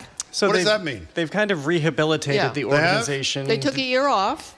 Yep. They kind of disbanded, right? Yep. Oh, I didn't know that. And now they're back. So they've expanded their membership. They've worked on diversity. They've left NBC. They're actually now owned by Dick Clark Enterprises. No. So it's not the Hollywood Foreign Press Association that was in control of it before, and that was problematic because it wasn't diverse, because they were taking bribes, and the whole thing was a mess. So now they're trying to come back as a legit organization. Okay, so before we move on to the next thing we have for you, which is an updating on this Andrew Wyeth thing that someone bought for like a nickel and thought they sold for 200 grand and they didn't, and you'll give us an update. You're on the Culture Show, correct? I am on the You're Culture on the Culture Show. And, in fact, I'm the host of the You're Culture the host Show. of the Culture Show, which pretty much means you know everything about culture in our community, correct? I'm not falling into that trap. We're getting a lot of outreach from people who want to know who is hosting First Night in Boston. That's what people are asking. Could you tell us, please? I don't know who's hosting I'm sorry, First Night. what? Yeah. First Night Is it huge. Marjorie? No, First Night is huge. I know You know it's- that? yeah. So who's hosting? I don't know. Do you have any idea who's hosting? I'm hosting. Oh, that's it's right. Me, Sue O'Connell, and Tevin. really? That is very exciting, We are going to actually. be on the stage for First Night. Thank you very much. It'll be Congratulations. broadcast on our NBC 10 Boston digital platform, so you can stay with us. My daughter Ruby is going to come and help by staying in the hotel room and watching me on TV, so she doesn't have to By the be way, outside. you have a co-host. You're supposed Yes, to mention Tevin your Wooten. Oh, you said Tevin that already? Wooten, our meteorologist, is going to be with me. Wow. We're going to have a great time. How does this happen? Well, because Colton Bradford isn't available. That's how it happens. But here I am. But Jim and Marjorie were available. Yeah, well, you know, you got to get in there early. So you're going to do the Anderson, Ethan. Yes. Anderson, Cooper, and Andy Cohen. Isn't Yes. it time to bring back? Is she going to be punished for the rest of her life? Yes. Isn't she Kathy a friend Griffin. of yours, by the way? Oh, Kathy Griffin. No, Isn't she? no. Oh, I thought you hung out with her. At one No, point. that was a that was a mutual friend, though. Oh, who was it? Oh, him. Yeah. We are on the radio. Oh, that's Yeah. right. Yeah. Okay, we can't say who was. Okay, so who's hosting First Night? In case somebody asks. Sue O'Connell. Thank you very much. That is huge, by the way. I know. That is I'm really excited about it. That Yes. is a really big deal. I hope. Last time I was Good on for stage you. a couple of months ago, I fell. So I'm hoping did? that doesn't happen again. Joe Biden did too. So Well, it we're happens 3 for to the best 3. of them. He's fallen 3 times. I've fallen 3 times. By the way, here's the headline. They have it already. Local woman hosts First Night, falls off stage. Jamie wrote the There you headline. Okay, so can you go back to the beginning on this Andrew Wyeth thing? Because we've discussed this twice now. This will be the third, but there appears to be a happy ending. It's Christmas. It's a happy ending. It's a happy ending. Go ahead. So there was. Is it Andrew Wyeth or I got the wrong Wyeth? NC Wyeth. NC, the father. The father. Okay, Yep. sorry. Okay. Well, there's Well, two. grandfather, actually. Oh, Because okay. then there was Andy, and then now there's Jamie Wyeth. Okay, sorry. So NC Wyeth had painted this piece for a book. Long story short, it ended up in a Savers in Manchester, New Hampshire. A woman bought it because she really liked the painting, and she kept it on her wall for a while, and then really began to think about it and realized it could be something more. And actually, if you look at it on the back, it does say NC Wyeth. So it wasn't like it needed a ton of investigation, just to be clear. But anyway, she took it, had it evaluated, and they realized that yes, this actually was a painting that he had done, and she put it up for auction. And then something really strange happened, because this doesn't typically happen, but it sold at auction for 6 figures, and then the buyer didn't pay. And that doesn't usually happen, but you can't Because you have to necessarily guarantee the payment up front, right? Yeah. Well, for huge things, Oh, but this is I not guess huge. I guess Okay. even a 6-figure bid isn't that huge. So the buyer didn't pay, so then they got the painting back. And fortunately, you have to love this couple who owned this work, because they were very sincere about it. They never counted on the money. They never took it for granted. But lo and behold, it got a lot of attention, and someone from another auction house reached out to them. They didn't want to put it up for auction, but they did have a buyer who was interested. So it has now been sold, and the money has been deposited in their account. And the check is cleared. And the check is cleared, There you and they go. can buy a new dishwasher and go visit their son in Germany. That's the part I like Yeah. the most. Yeah. Is the first thing they did was call their son, as they had done the first time, and say, we can now afford to come visit Yeah. you. I love that part It's of a the very story. good ending, yeah. By the way, I was corrected before from Anne from Medway when I said the Pisco, as in the Pisco Martini from La Royale, which just Esquire said one of the best martinis. I said was from Peru. Anne from Medway said it's Chile. The next texter, unsigned, said, Jim, you'll be happy to know you are right. While it is made in Chile, Pisco is originally from Peru. I'm not done. And Maria, not Maria Rondeau, who is from La Royale, from Boston, says, I recently returned from Peru. The Pisco Sour is the national drink celebrated throughout the country. So for once, when I was wrong, I was not. And you were right. I was right. Yes. Exactly. And Sue O'Connell is hosting New Year's Eve. There you exactly. go. It's moving along. What's the name of the guy you're so doing with? Tevin Wooten. Was he going to do the weather at this thing? Or was he's an exceptional television person. He is? He really is. So I'm just going to have to stand there and look smart. And you're going to have great entertainment. And Yes. I don't know who it all is playing yet. Okay. but yes. That's a really good question. Yes. You don't know anything about it? No idea. I just got this assignment. That's good. That's I don't great. know. Okay. Oh, today? Did you get it today? Yesterday. Yesterday. Well, it's sort of just now. Now, we don't really have time to talk about the Soros and Carousel. Does it have to be talked about today? Nope. Good. So can wait till save next that. time. So as a result, you have unlimited amounts of time to describe exactly what you're doing on the Culture Show, which you may be aware airs at 2 o'clock right after our show. And Friday, you may be aware, is when you do sort of like the Week in Review thing. You know that? It is our Week in Review. Yeah, what are you doing? So we are going to be we have a lot of really interesting issues today. First of all, there is the conviction this week of Jonathan Majors, who was a rising action star, key to the Marvel Universe. End of career kind of thing. End of career now. Domestic violence conviction. Yes, in New York. Terrible story when you read the details. Yes, it is. And this has done not only huge amounts of damage to the woman he mistreated and is now convicted of abusing and assaulting, but the Marvel Universe was already imperiled. I think they've recognized that they stretched themselves too thin. They were banking so much of their future on this one particular movie with Jonathan Majors. That has come to an end, so we'll talk about that. Speaking of endings, Bryant Gumbel has ended his sports show, so we'll talk about the legacy he had there and in sports journalism. And then this very strange story about the debut author who went on Goodreads. Did you hear about this? And she went on Goodreads and created all of these various fan accounts to promote the novel of hers that hadn't even been released yet. But then she used these, you don't want to laugh yet, Jamie, because she used these accounts to take down other authors. Yes. She used them to attack. And people have been complaining to Goodreads for a long time now, saying there is a lot of abuse that's happening on this, and it's very much to the detriment of authors. So we'll talk about that too. So which part of the show are you talking about first night? Where are you doing that?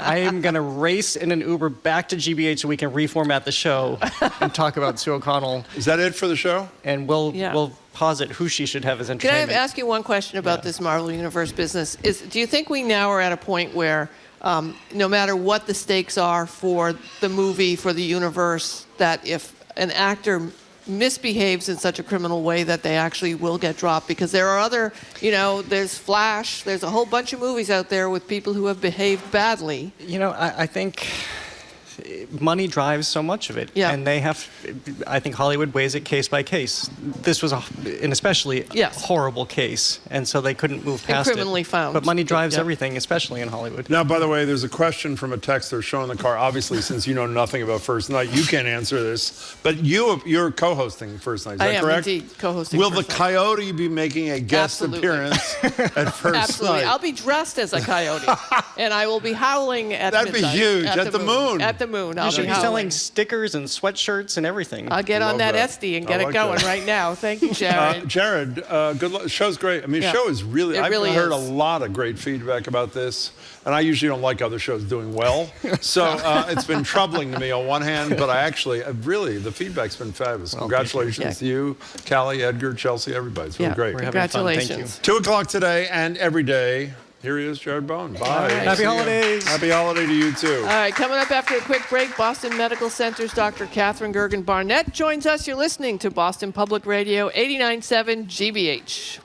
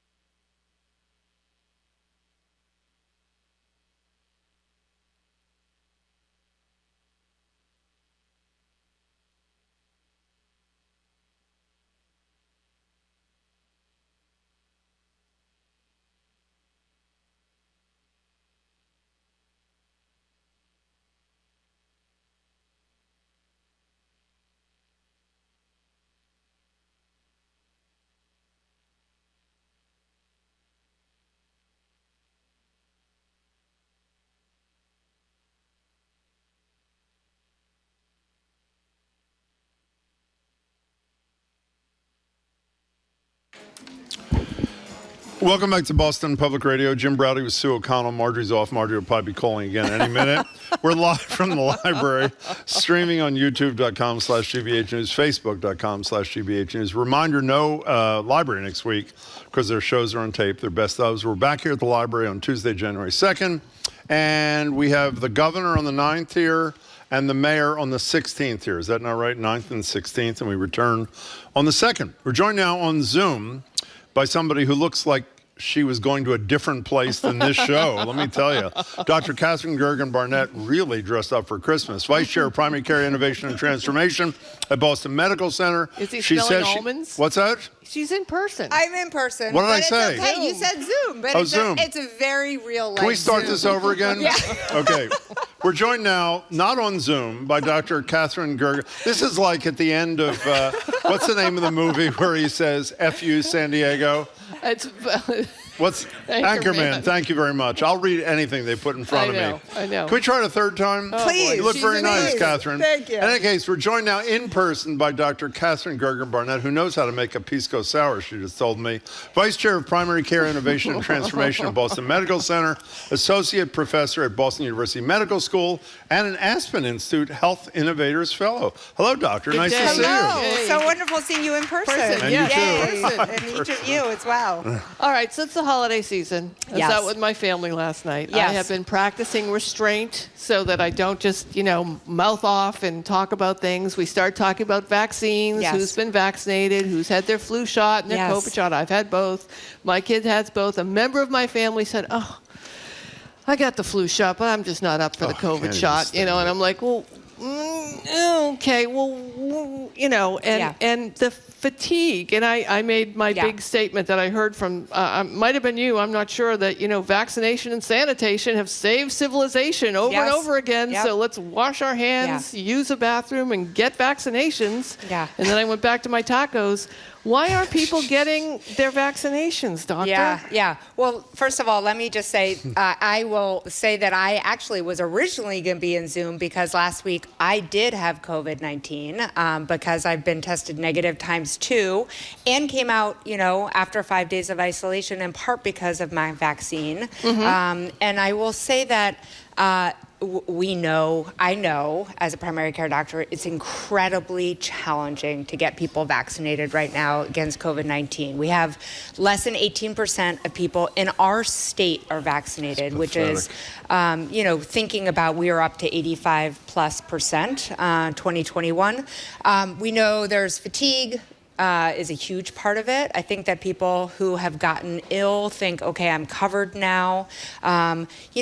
Part of what I was just saying to somebody yesterday when I saw them in the clinic was, we do flu every year, and the same thing is how we're going to be talking about COVID-19. You need to stay up to date.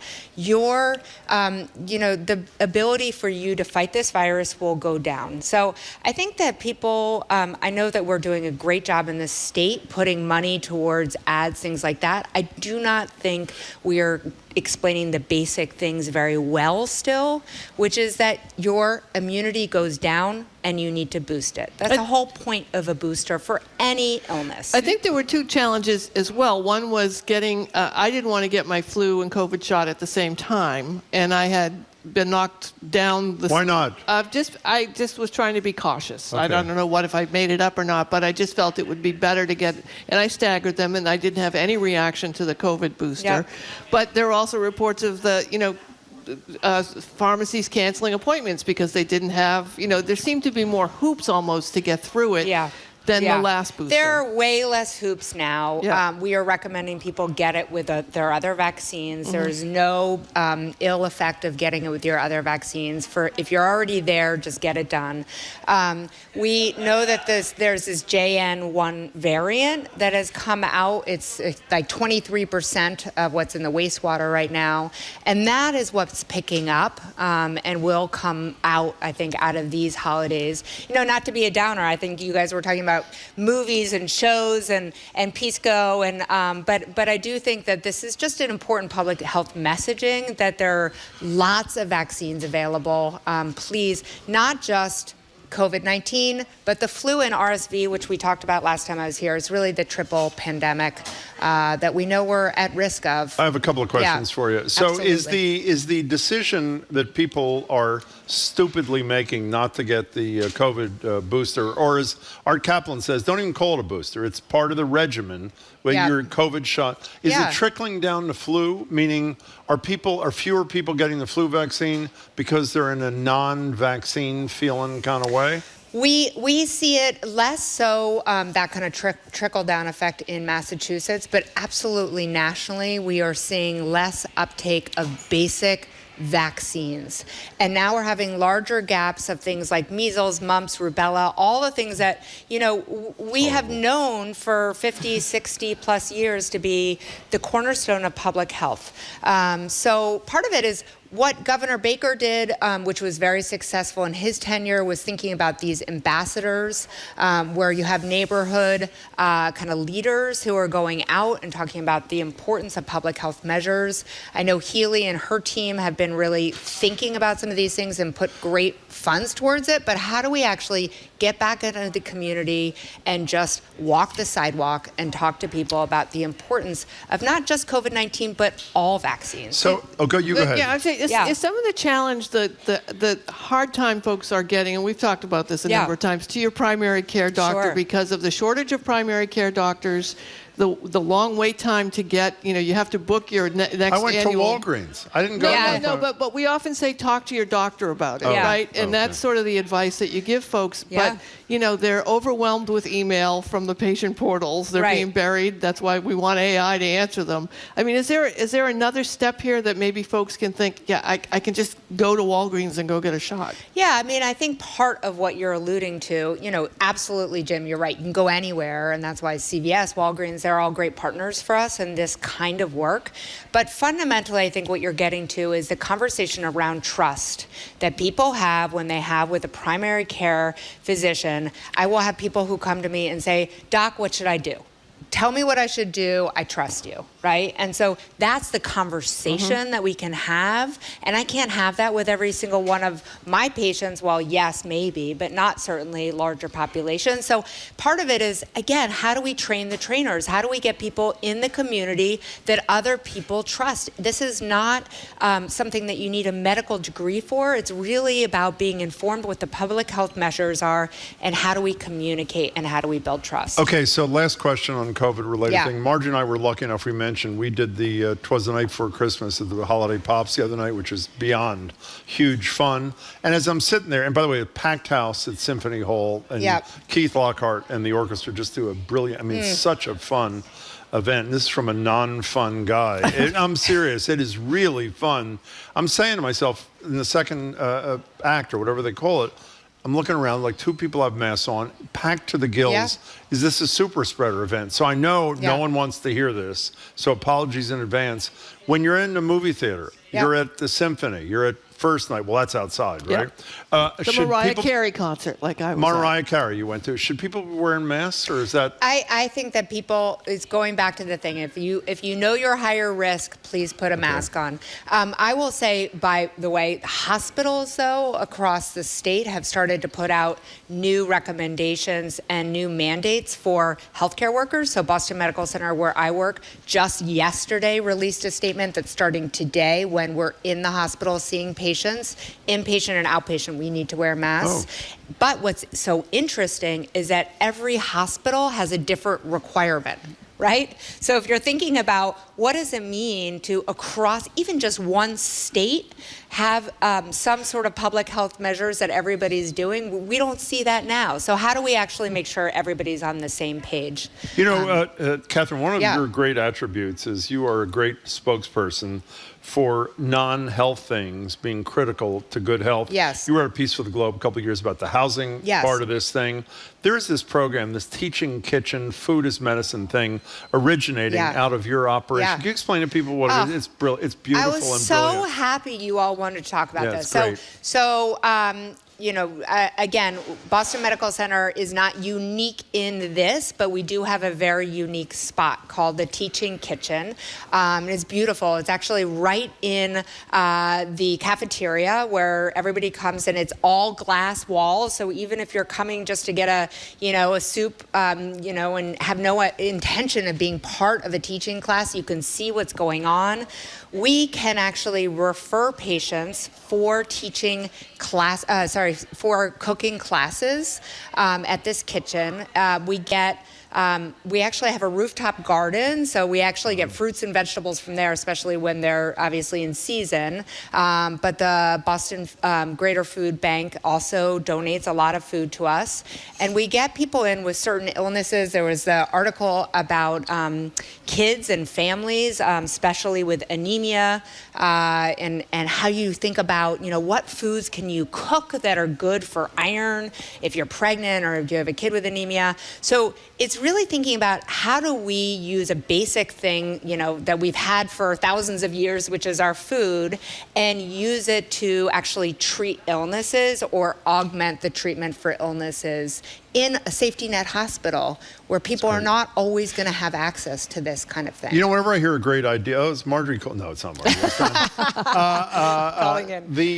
When I hear a great idea like this, after I get over the initial, boy, that's fabulous, the second thing I immediately go to, which I'm sure you did too, is how replicable is this? Yeah. And then I think I read you made a grant to Nubian Market. We had the guy on who runs Nubian Market maybe a few months ago. It's great. Yeah. What's going on there? So to the first part of your question, this is absolutely replicable. I'm part of a greater collaborative, a national collaborative, where we're doing teaching kitchens around the country and doing studies on the outcomes on basic chronic illnesses.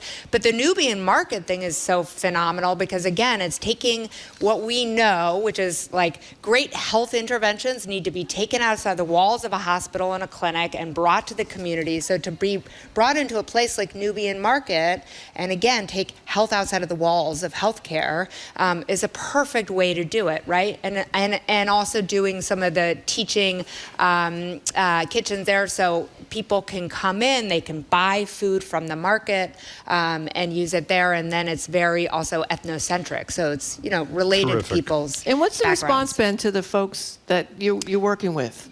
Oh, phenomenal. I mean, really, it's one of their favorite things to go to. And actually, the physician who was quoted, Dr. Sabharwal, is when she talked about it as the first thing she did in residency, I was the program director for her when I introduced all the interns to that teaching kitchen, because the idea is like, okay, you're coming in to be a physician, but the first thing you're going to need to do is how do you cook? And how do you teach patients about nutrition? How do you teach? The story opens by the way, remind me, we have a vaccine question for uninsured that I want to get back to in a second on text.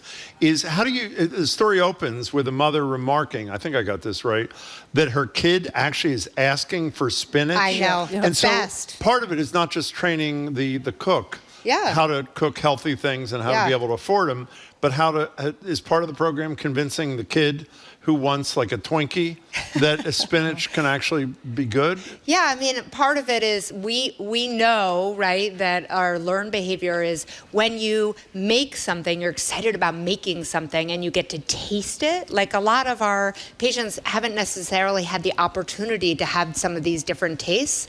Then they actually have pride in the experience of making the food, right? And then have an exposure to a new taste, which may change their taste buds forever. I will never forget when I had spinach not in a can for the first time. From a can? Not from a can. Not from a can. I didn't know that either. So this Popeye, exactly. There are a ton of questions. We only have time for one. Sally from Roslindale.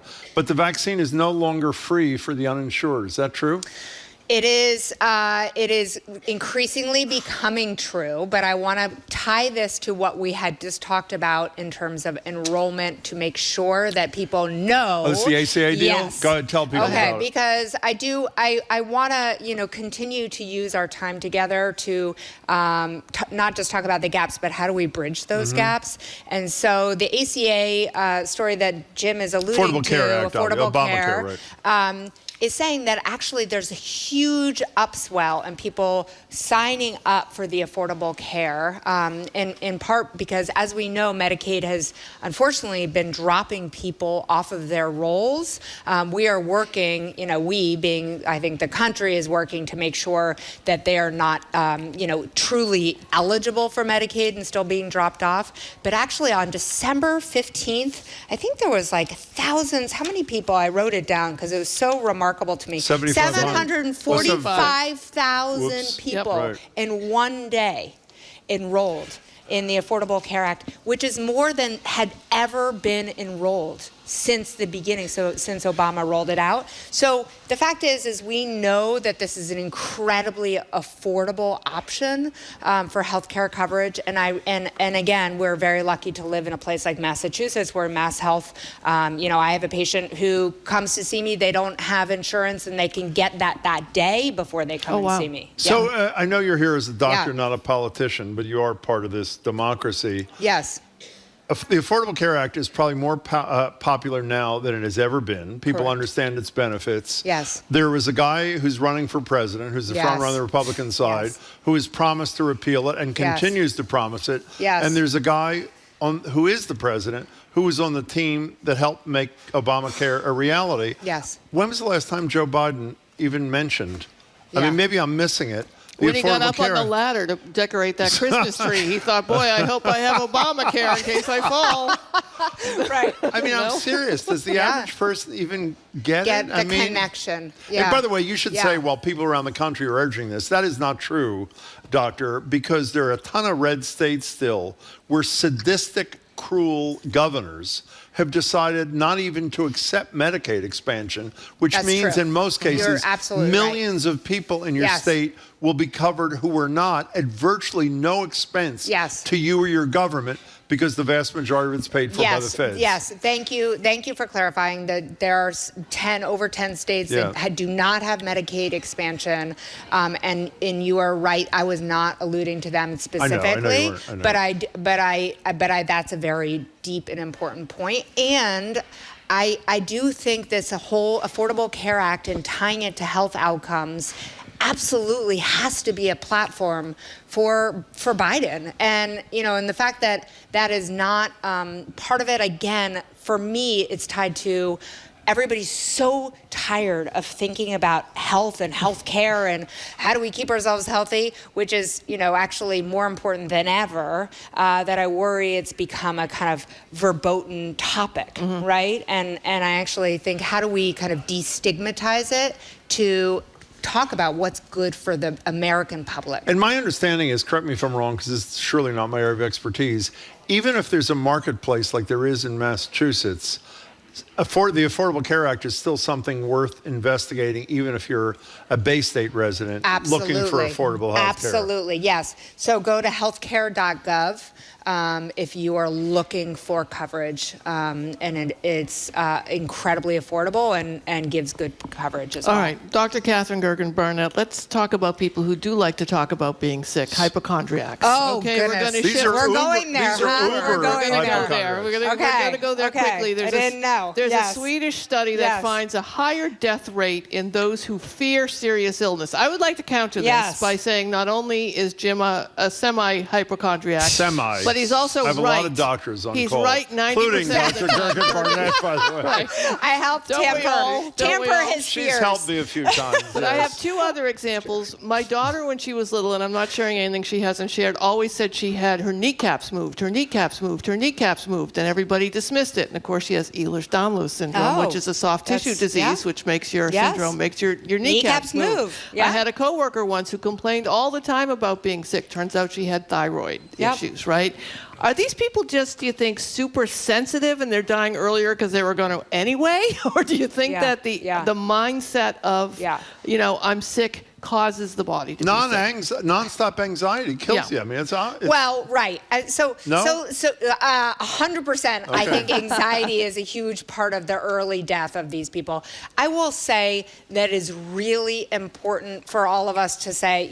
I think it's we're very quick to say hypochondriasis, like it's in your mind, right? And this is connected actually to the colon cancer that we were talking about, and a rise in colon cancer rates in people less than 55 years of age, in part because, people were saying, oh, you can't possibly have colon cancer, you're young. And, it's sort of this idea of like, trust what people are saying about their body first. We should always do that. People are the experts of their body, okay? Hypochondriasis in this case, and why could be done, this paper could be done in Sweden, is they actually have a very specific diagnosis in Sweden where they have done everything, and truly nothing has come back. And they have healthcare and really good coverage.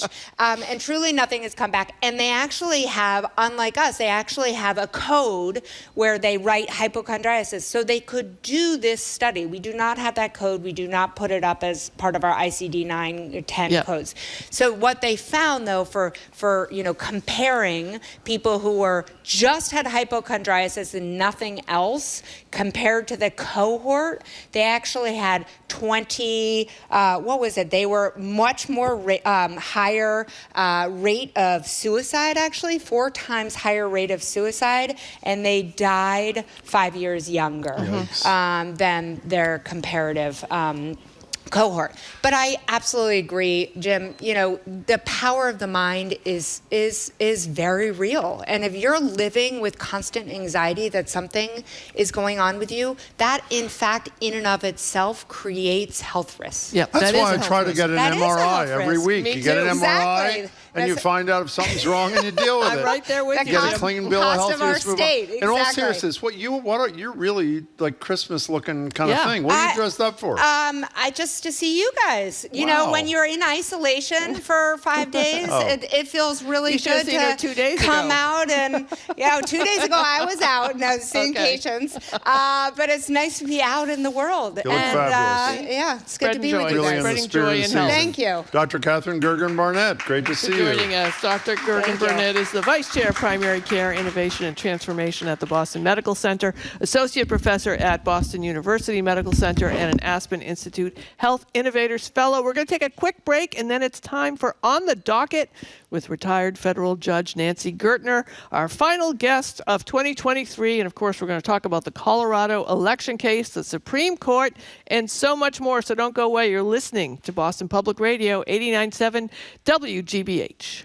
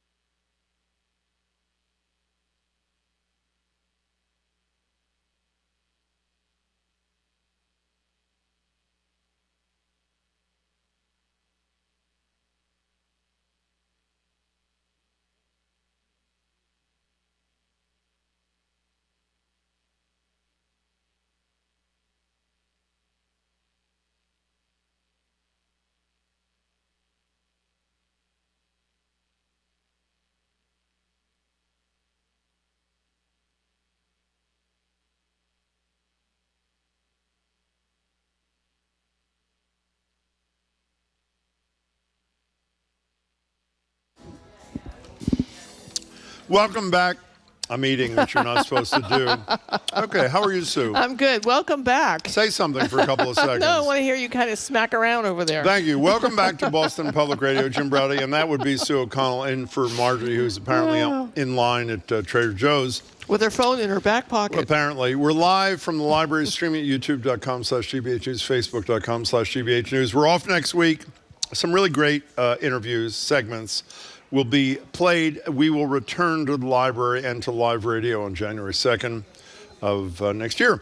Joined on Zoom by Nancy Gertner, retired federal judge, senior lecturer at Harvard Law School, and a regular BPR contributor. Judge Gertner, it's great to see you. Good to be here again. Lots going on, Judge. A lot of things we have to talk about. We want to hit on Colorado. We want to hit on the immunity of a president. We want to hit on January 6th. But can you help folks understand this Colorado ruling that's knocking Trump off the ballot for now? It's obviously going to disqualify him for being on the ballot, could open the door for other states knocking him off, but there's a lot of hurdles here. What's the basic of this case? Why were this judge to decide that? Well, the general framework, so the general issue is that after the Civil War, the 14th Amendment included a provision that kept officers, people who had sworn allegiance to the United States and then participated in an insurrection or gave even aid and comfort to the enemy, to keep them from being officials again, from running for office again. It really has, for the most part, with one exception, not been used since the Civil War. And the question is, what did the language mean? Did it require a conviction? What kind of proceeding to determine if somebody was involved in an insurrection? And then to whom did it apply?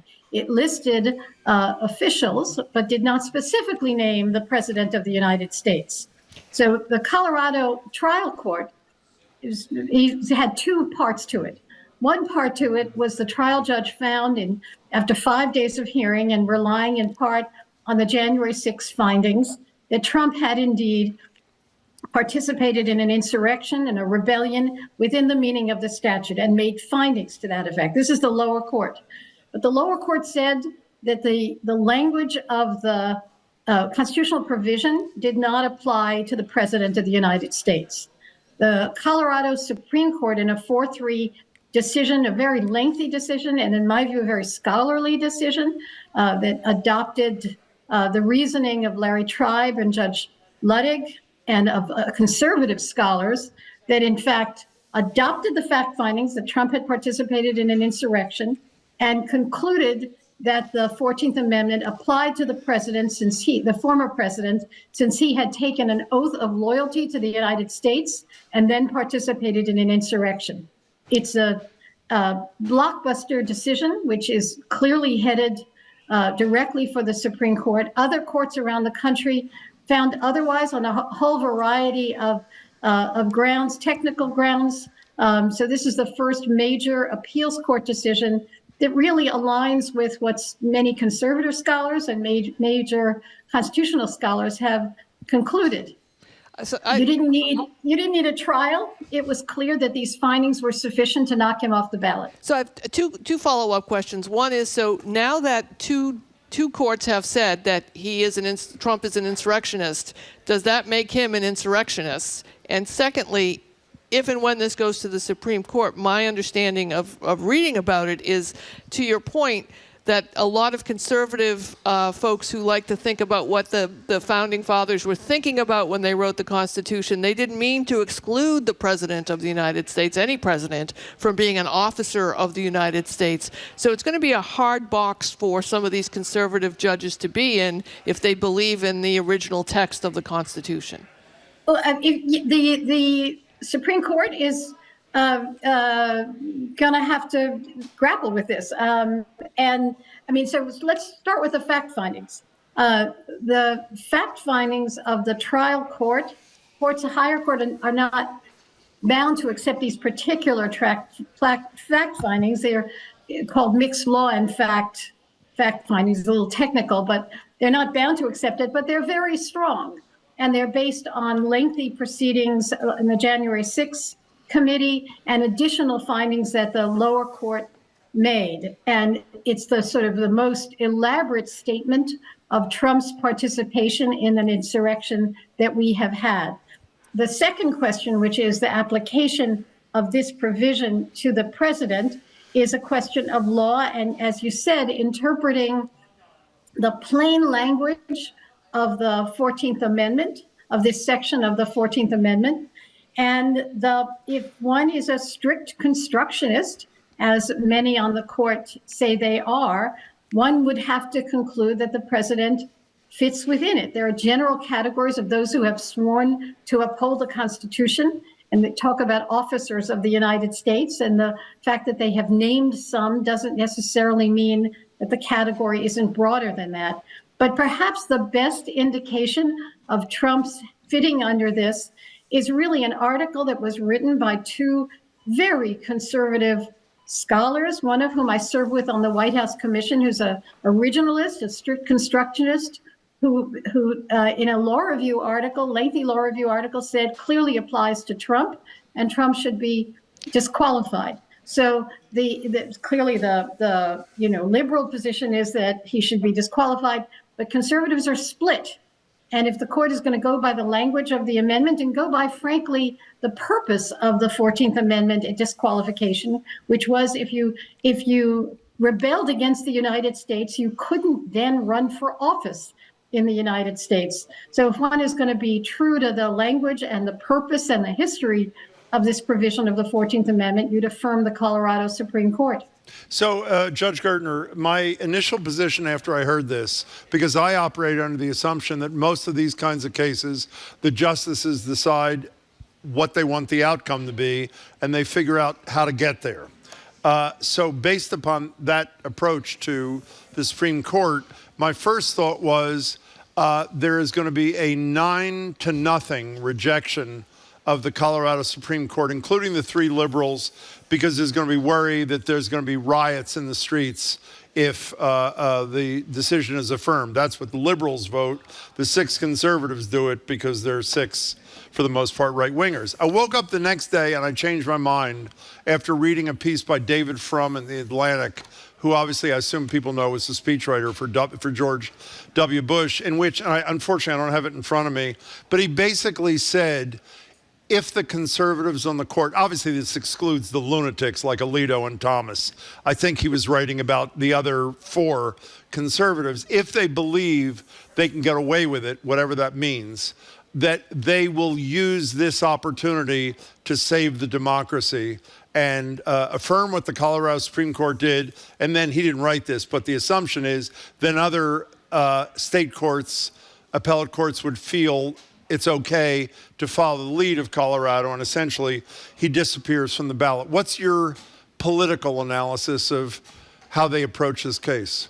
Well, they're in a bit of a bind, and they're in a bind because I don't see that there is a way that they can decline review, right? I think that this is an interpretation of a federal constitutional provision, and there are inconsistent positions all across the country. I don't see that there's a way that they can say, never mind. They can with respect to some of the other cases that are making their way up, wait for the Court of Appeals, et cetera. But this is going to be one that they're going to have to take. I'm torn. I'm very torn, Jim. I mean, I'm torn. I don't know how to describe it any other way. I think that the right decision is the Colorado Supreme Court decision. But whether they'll be able to, somehow I want to say, pull the trigger on this, I have no idea. I think that, as I've said on television the other night, it was a Bush v. Gore moment on steroids. Yeah. And there is a substantial decision that they can write interpreting this provision and affirming the Colorado Supreme Court. They could, they could uphold the fact findings, which would be devastating, and then conclude that because the president isn't named formally in the 14th Amendment provision, that's the end of the analysis. That would be, in my view, a disingenuous decision, but they could do that. And then there's a conversation that you and I have had for like a year, which is whether Clarence Thomas should participate in this at all, since it's not just a question of his wife supporting the big lie about the 2020 election. It's also the fact that his wife was a participant in at least the ellipse discussion, the speeches. Yeah. She didn't go to Capitol Hill, but she was at the speech. Yeah. I mean, it is unimaginable if I could think of an analogous situation where, my husband was a participant in any way in the case in front of me, I would have been out of it. That would mean that you'd wind up with an 8-member court, and there are all sorts of possibilities of it splitting in weird ways. So I want to say that I know, but I have no idea. Okay, so there are two more issues relating to Trump's candidacy we want to get to in 1 minute as quickly as we can. But staying on this issue, one of the discussions you and I had about Clarence Thomas was how disappointed I was in the 3 liberal justices signing on to the original letter to the Senate Judiciary Committee, basically saying, don't worry, we're going to deal with this ethics thing. And I was saying to you, why don't they tell what I consider to be the truth, that it's a disgrace that people like Thomas are as unethical as they are, and it puts a taint on everything. And you made the point, if I may summarize your position, they have to work together, etc. But Clarence Thomas never works with anybody else except people who have his extreme right-wing views. Why don't the justices on these issues? This goes so clearly to the integrity of the court. Not only should he recuse himself for the reason you mentioned, we learned this week, thanks to ProPublica, years ago, he puts out the word in conservative circles he's going to have to resign because he doesn't make enough money on the Supreme Court. What a shock.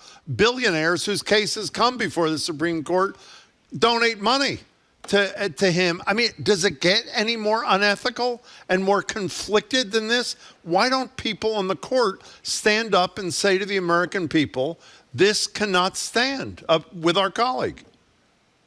In a situation in which there is no higher authority than our court, in other words, there is no appellate review of ethics, then were they to do that, and he says, go pound sand, the court will simply fall apart.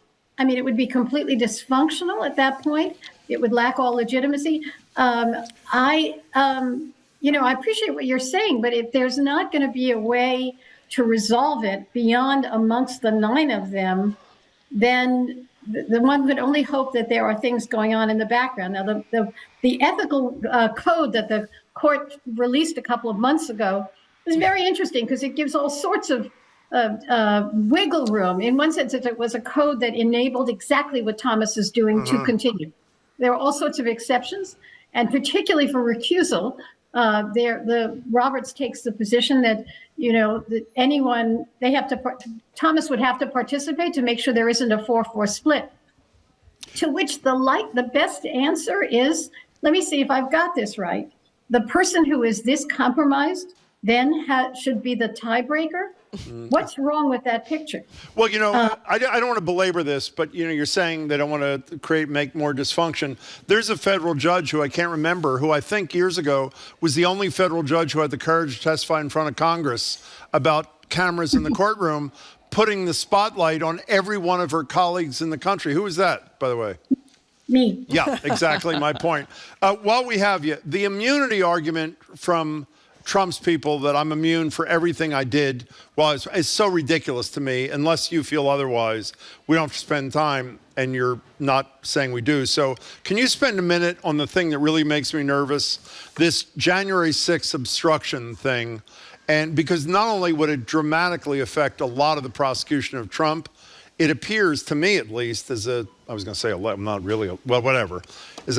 lawyer, that it would lapsed lawyer, thank you, that it would have horrible impact on the convictions of hundreds of people who are January 6th defendants and now convicted January 6th defendants. Could you briefly describe what it is?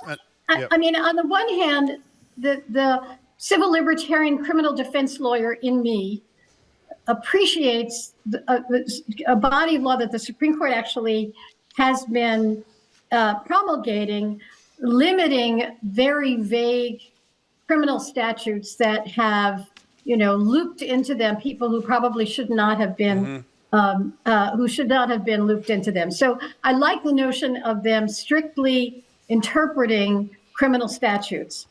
The obstruction statute, it's true, the first provision of it says it's really talking about destroying evidence derived from Enron. But the second part of it is very general. And so one interpretation that would exclude the January 6th defendants and exclude the former president, is that somehow your obstruction has to be related to the destruction of evidence, et cetera, et cetera. The other interpretation, which I think is that it has to at least be, it can be related to any kind of official proceeding. I actually think that even if the January 6 defendants get the benefit of a ruling from the Supreme Court, it is not entirely clear to me that it would eliminate what Trump is talking about. Because Trump, the whole conspiracy in the DC case is about false electors, is about signing documents that were false, and is about not just obstruction in general, but interfering with a particular proceeding.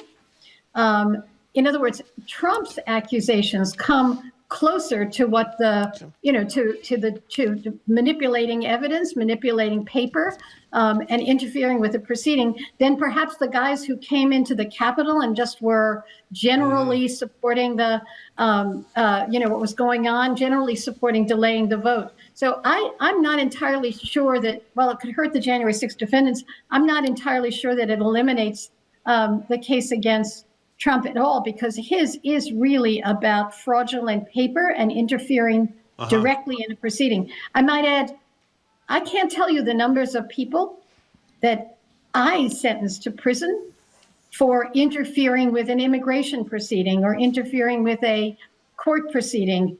So the Supreme Court has to deal with the fact that this statute has been applied in this way for decades. Judge Gertner, we're going to stay with the Supreme Court, but switch gears to the challenge to the abortion pill access that the Supreme Court announced it will decide whether or not it will be available. And, people keep talking about this rightly as an abortion pill and an abortion access issue. I keep talking about this as an FDA issue and also what this does for politicizing science in terms of a drug that has been on the market used for a long time, in my understanding, not for ending pregnancies, but for ulcers that they found out actually then went on to be a useful abortion pill. We're talking about mifepristone. What do you think will happen? Is my interpretation of this correct, that the justices will look at it as more than just an abortion access issue, or are we going to see another split of the conservatives moving forward in making abortion restrictions more broader? Well, it's hard to know. I don't understand why they took the case. So that's already a troubling sign. But you're right. I mean, ultimately, this is about a medication. And it's about a drug that the FDA has approved for decades and that has been found to be safe for a number of purposes. And the question is whether they're going to now, many years after the fact, second guess the FDA approval as they are second guessing administrative rulings in numbers of areas, or whether they say that with respect to this pill, the states can restrict it because of some moral issue. The latter would be a stunning reversal of even Dobbs, because if you recall, Dobbs was saying, let the states decide. Yeah. And so if the Supreme Court goes so far as either to undo the FDA finding from decades ago, or to suggest that abortion is somehow different than any other pill and the states have a right, and that it can be banned, even, banned across the country, then they will have taken a step really much further than anyone anticipated.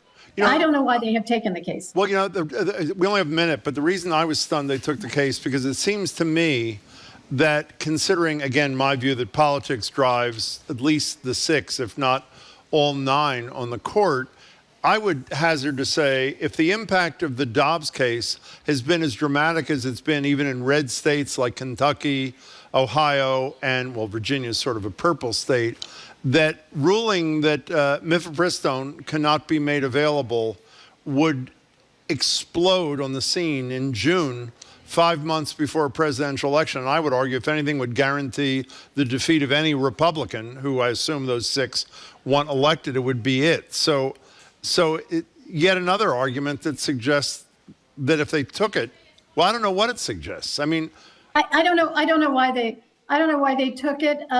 It would affect Massachusetts, by the way. You're not only right, talking that's about a great point. and purple states. It would affect the availability of this drug even here.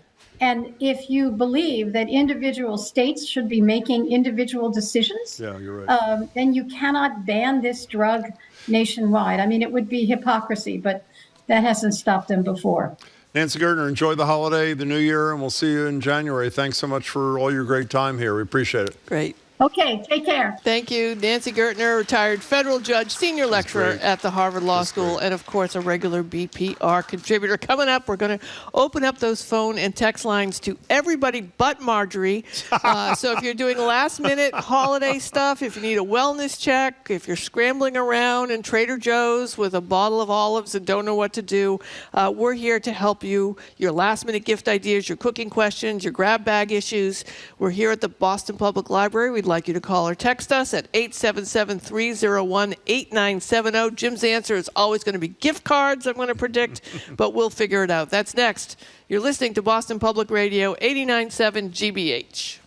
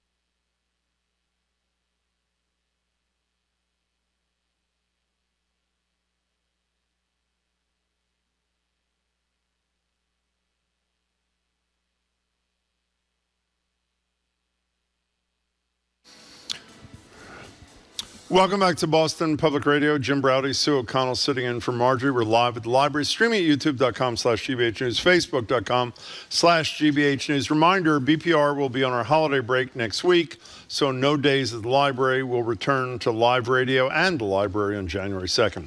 We're going to end today's show and our year of broadcasts, giving you a little bit of last-minute holiday advice. Between the two of us, that'd be me and Sue, we have decades of experience buying gifts, getting gifts, messing up the holidays. So we thought we'd offer ourselves as the Christmas experts. Who should you tip this year and how much? Is it okay to give a scented candle to that coworker you actually like working with? What do you do when it's the Friday before Christmas, that'd be today, and you've bought nothing for nobody? What's a better gift anyway? Something thoughtful or just cash?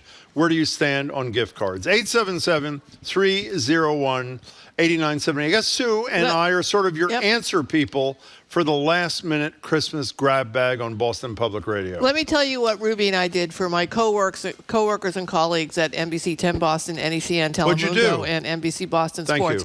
So every year we put together a big basket. This year it was 2 baskets. Yeah. And Ruby makes a treat. This year she made popcorn with white chocolate and M&Ms, and she puts it in a sweet little bag and puts a little bow on it. Wow. And then we go shopping throughout the weeks before Christmas and buy $5 gifts. Face masks at Sephora, a ice scraper from Target, a whole variety of some bottles of liquor that are just $5.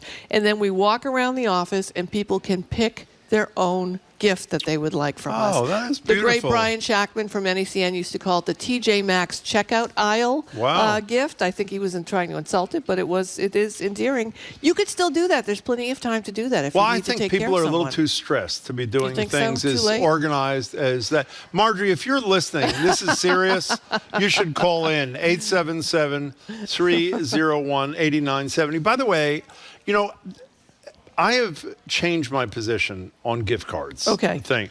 Historically, my position is it is evidence of not giving a damn about the person to whom you're giving gift cards.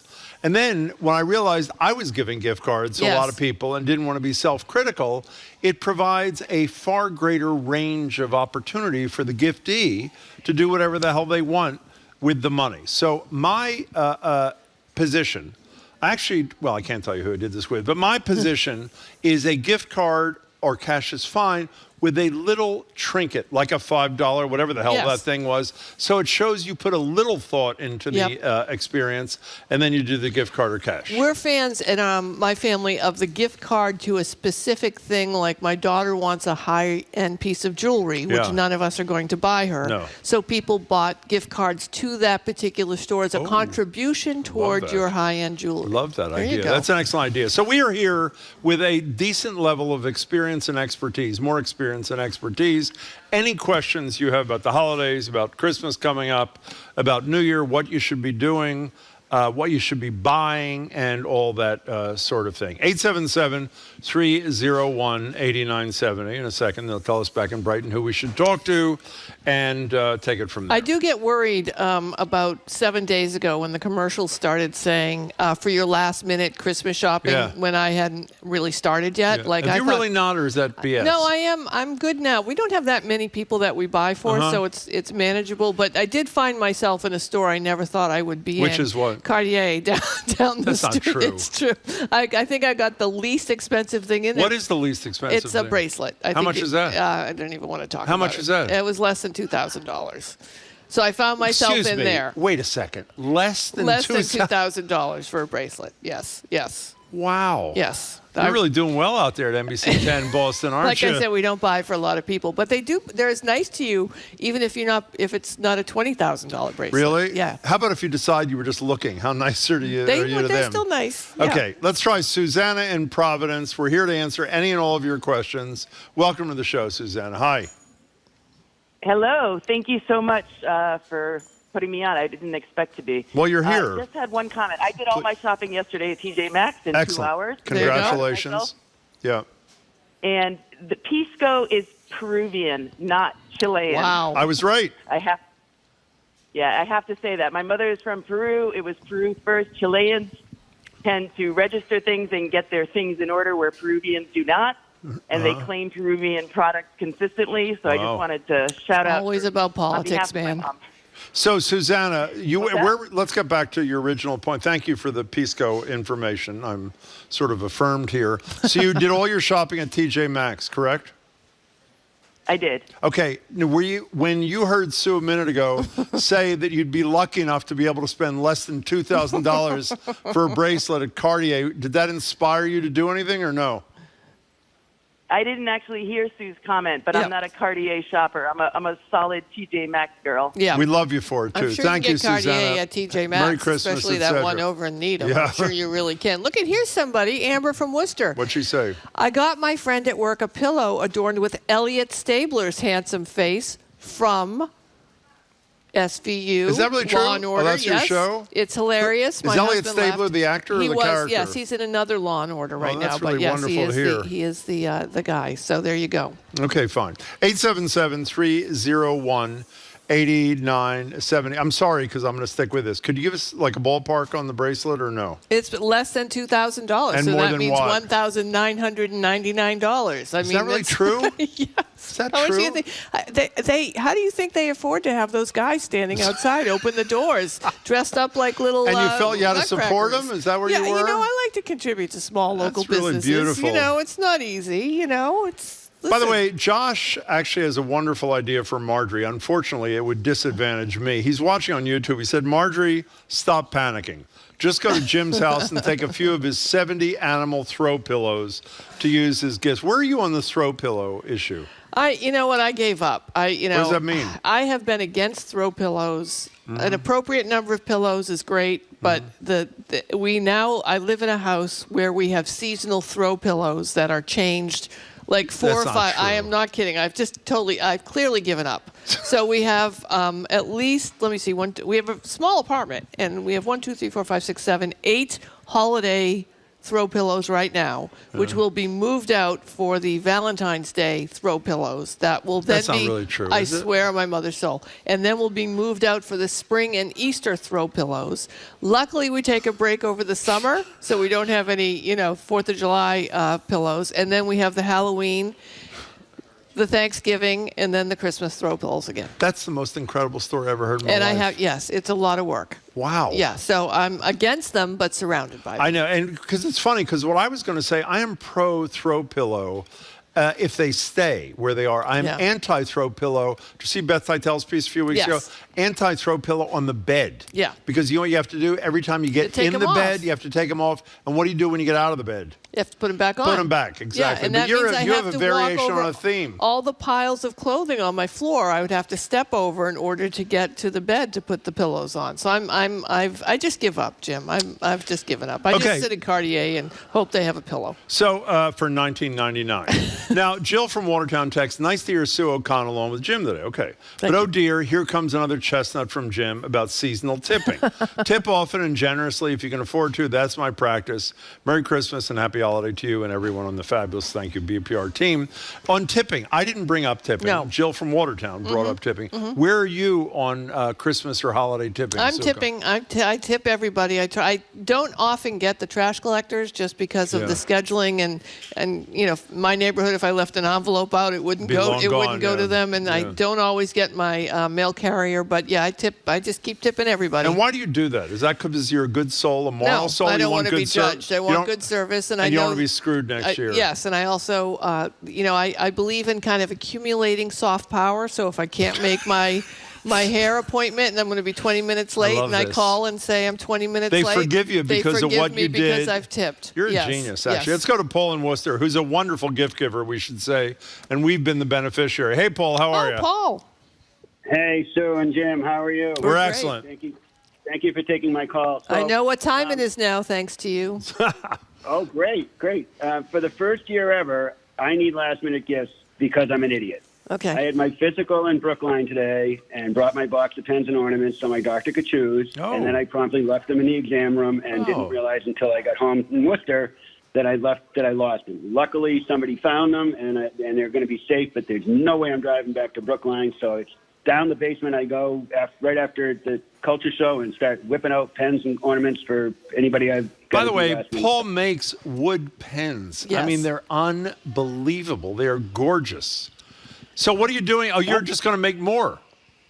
Time to make more. Boy, it's like Santa. That's how Santa feels right now with the elves. I got two clocks being glued up for future people, and but now it's luckily I always have enough pen kits ready to go, and the ornaments are easy to do, and I'll figure it out. And so much for watching some crappy movie on TV today. Beautiful. Hey, Paul, a happy holiday, Merry Christmas, and thanks for listening and your incredible generosity. I'm going to go home and make some doorstops. Yeah, no, I'm you ever not made a doorstop? I know. I did that when I was in shop. My mother in 1974. Not the bookie. That's Grandma. That's Grandma. My mother, Irene May Quinn O'Connell, fought the Revere School Committee to allow me to take shop because girls had to take you home did home ec and boys did shop. And I took shop in 7th grade. Is that true? Yep. And I was supposed to make a lamp out of wood, and I didn't finish it. And my mother left the lamp on a shelf that was broken, saying, "I fought for this. I fought for your right to make this, and That's you didn't beautiful. even finish it." I love that. By the way, is this our Hannah who posted this or another Hannah? I think it's our Hannah, our coworker. I've been working on a cross-stitch pattern, whatever that is, for 2.5 years. Said I would gift it this Christmas, but looking at like it's not going to happen. Again. Well, that is actually, what is cross stitch? Do you have any I idea? have no idea. Neither do I. No. Now, let me ask you a question. I want a little advice. here If we I go. were to call in every year in June, this is true, I'm raising my right hand. Yeah. I say to Marjorie, you know what I'm going to do this year? What are those cakes that everybody hates at Christmas? The fruitcakes. Fruitcakes. Yeah. I was going to say, by the way, to make a good fruitcake, I looked it up. I look it up every Christmas because you got to soak it in brandy Yeah. or something, and you got to put it in fishnet or something, and it takes like 6 months to get all brandied up kind of thing. The only reason I don't do it, and it's not laziness, is I can't, and I mean this is a serious question. Do people, when you give them a gift like that, like a cake you made yourself, do they appreciate it and say a lot of thought and energy went into that, or do they think you're a cheapskate? I mean that sincerely. I don't think that they think. I don't think people think you're a cheapskate. I think I have seen and have talked to people who are always open and love that you have gone to effort to make something and given it to them. However, if it's not good, it's not well, good. obviously, if it's not good. No, but it's a really funny. How do you feel about fruitcake? Fruitcake is the bane of existence. Yeah. It's like the worst thing. But you really think you could make a good one? I don't know if I could make a good Well, one. why but don't we try? Why don't I remind you next June? we could get together and do that? We'll go to Paul's basement while he's making pens. Oh, and he's we doing can make pens. some fruitcake and soak some rum. 877-301-89. I really am going to try it. And by the way, let me just say this. While I've trashed fruit, how come we didn't do the fruitcake segment on the show, Jamie? Oh You're my in charge gosh, of the Jamie, damn show. no tipping, no fruitcake. No, we did do tipping. Oh, we did tipping. I missed but we it. have not done fruitcakes, and it's obviously too late to do fruitcakes. Let's go to Suzanne in Watertown. We're trying to give advice to people as Christmas nears. Hello, Suzanne. Hi, I'm calling up because I just want to let you know that I was the first girl.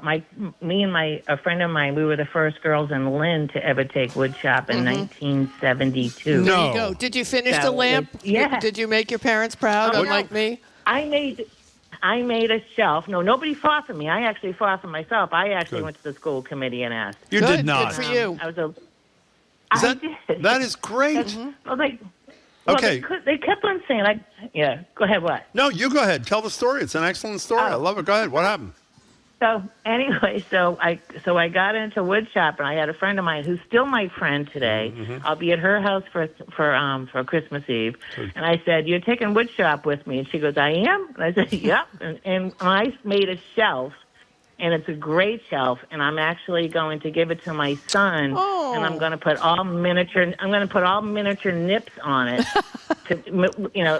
so it just looks really cool because I think nips are going to go away, so I'll buy those as the collectors. And Nips anyway, because the environmental impact, right? Because they can't be recycled or something. Yeah. Right.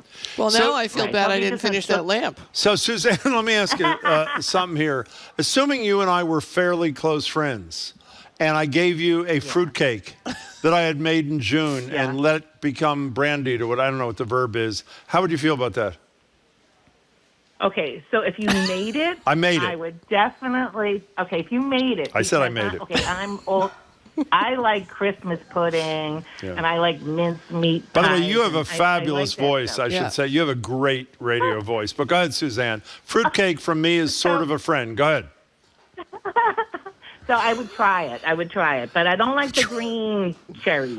You don't like the green candy thing in there? What's the point? No, I don't like those. Okay. No, I don't like those. Okay, so Jim, I'm Suzanne. I also make ginger gems. That Suzanne, I know you. I know you are. Anyway, Suzanne, enjoy the holiday. That was a great story. She advocated for herself. Yes. To be in shop.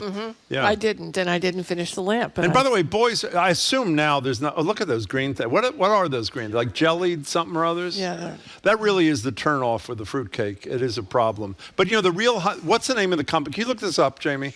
There's every time we do a fruitcake segment, which we did not do because Jamie screwed up and forgot to tell us. Happy holidays. Someone calls in and says the best fruitcake in America is made by some company in Texas. And as soon as we say the name of the company in Texas, everybody texts and say it's the greatest fruitcake that ever, it didn't live, a fruitcake, but the greatest fruitcake of them all, kind of thing.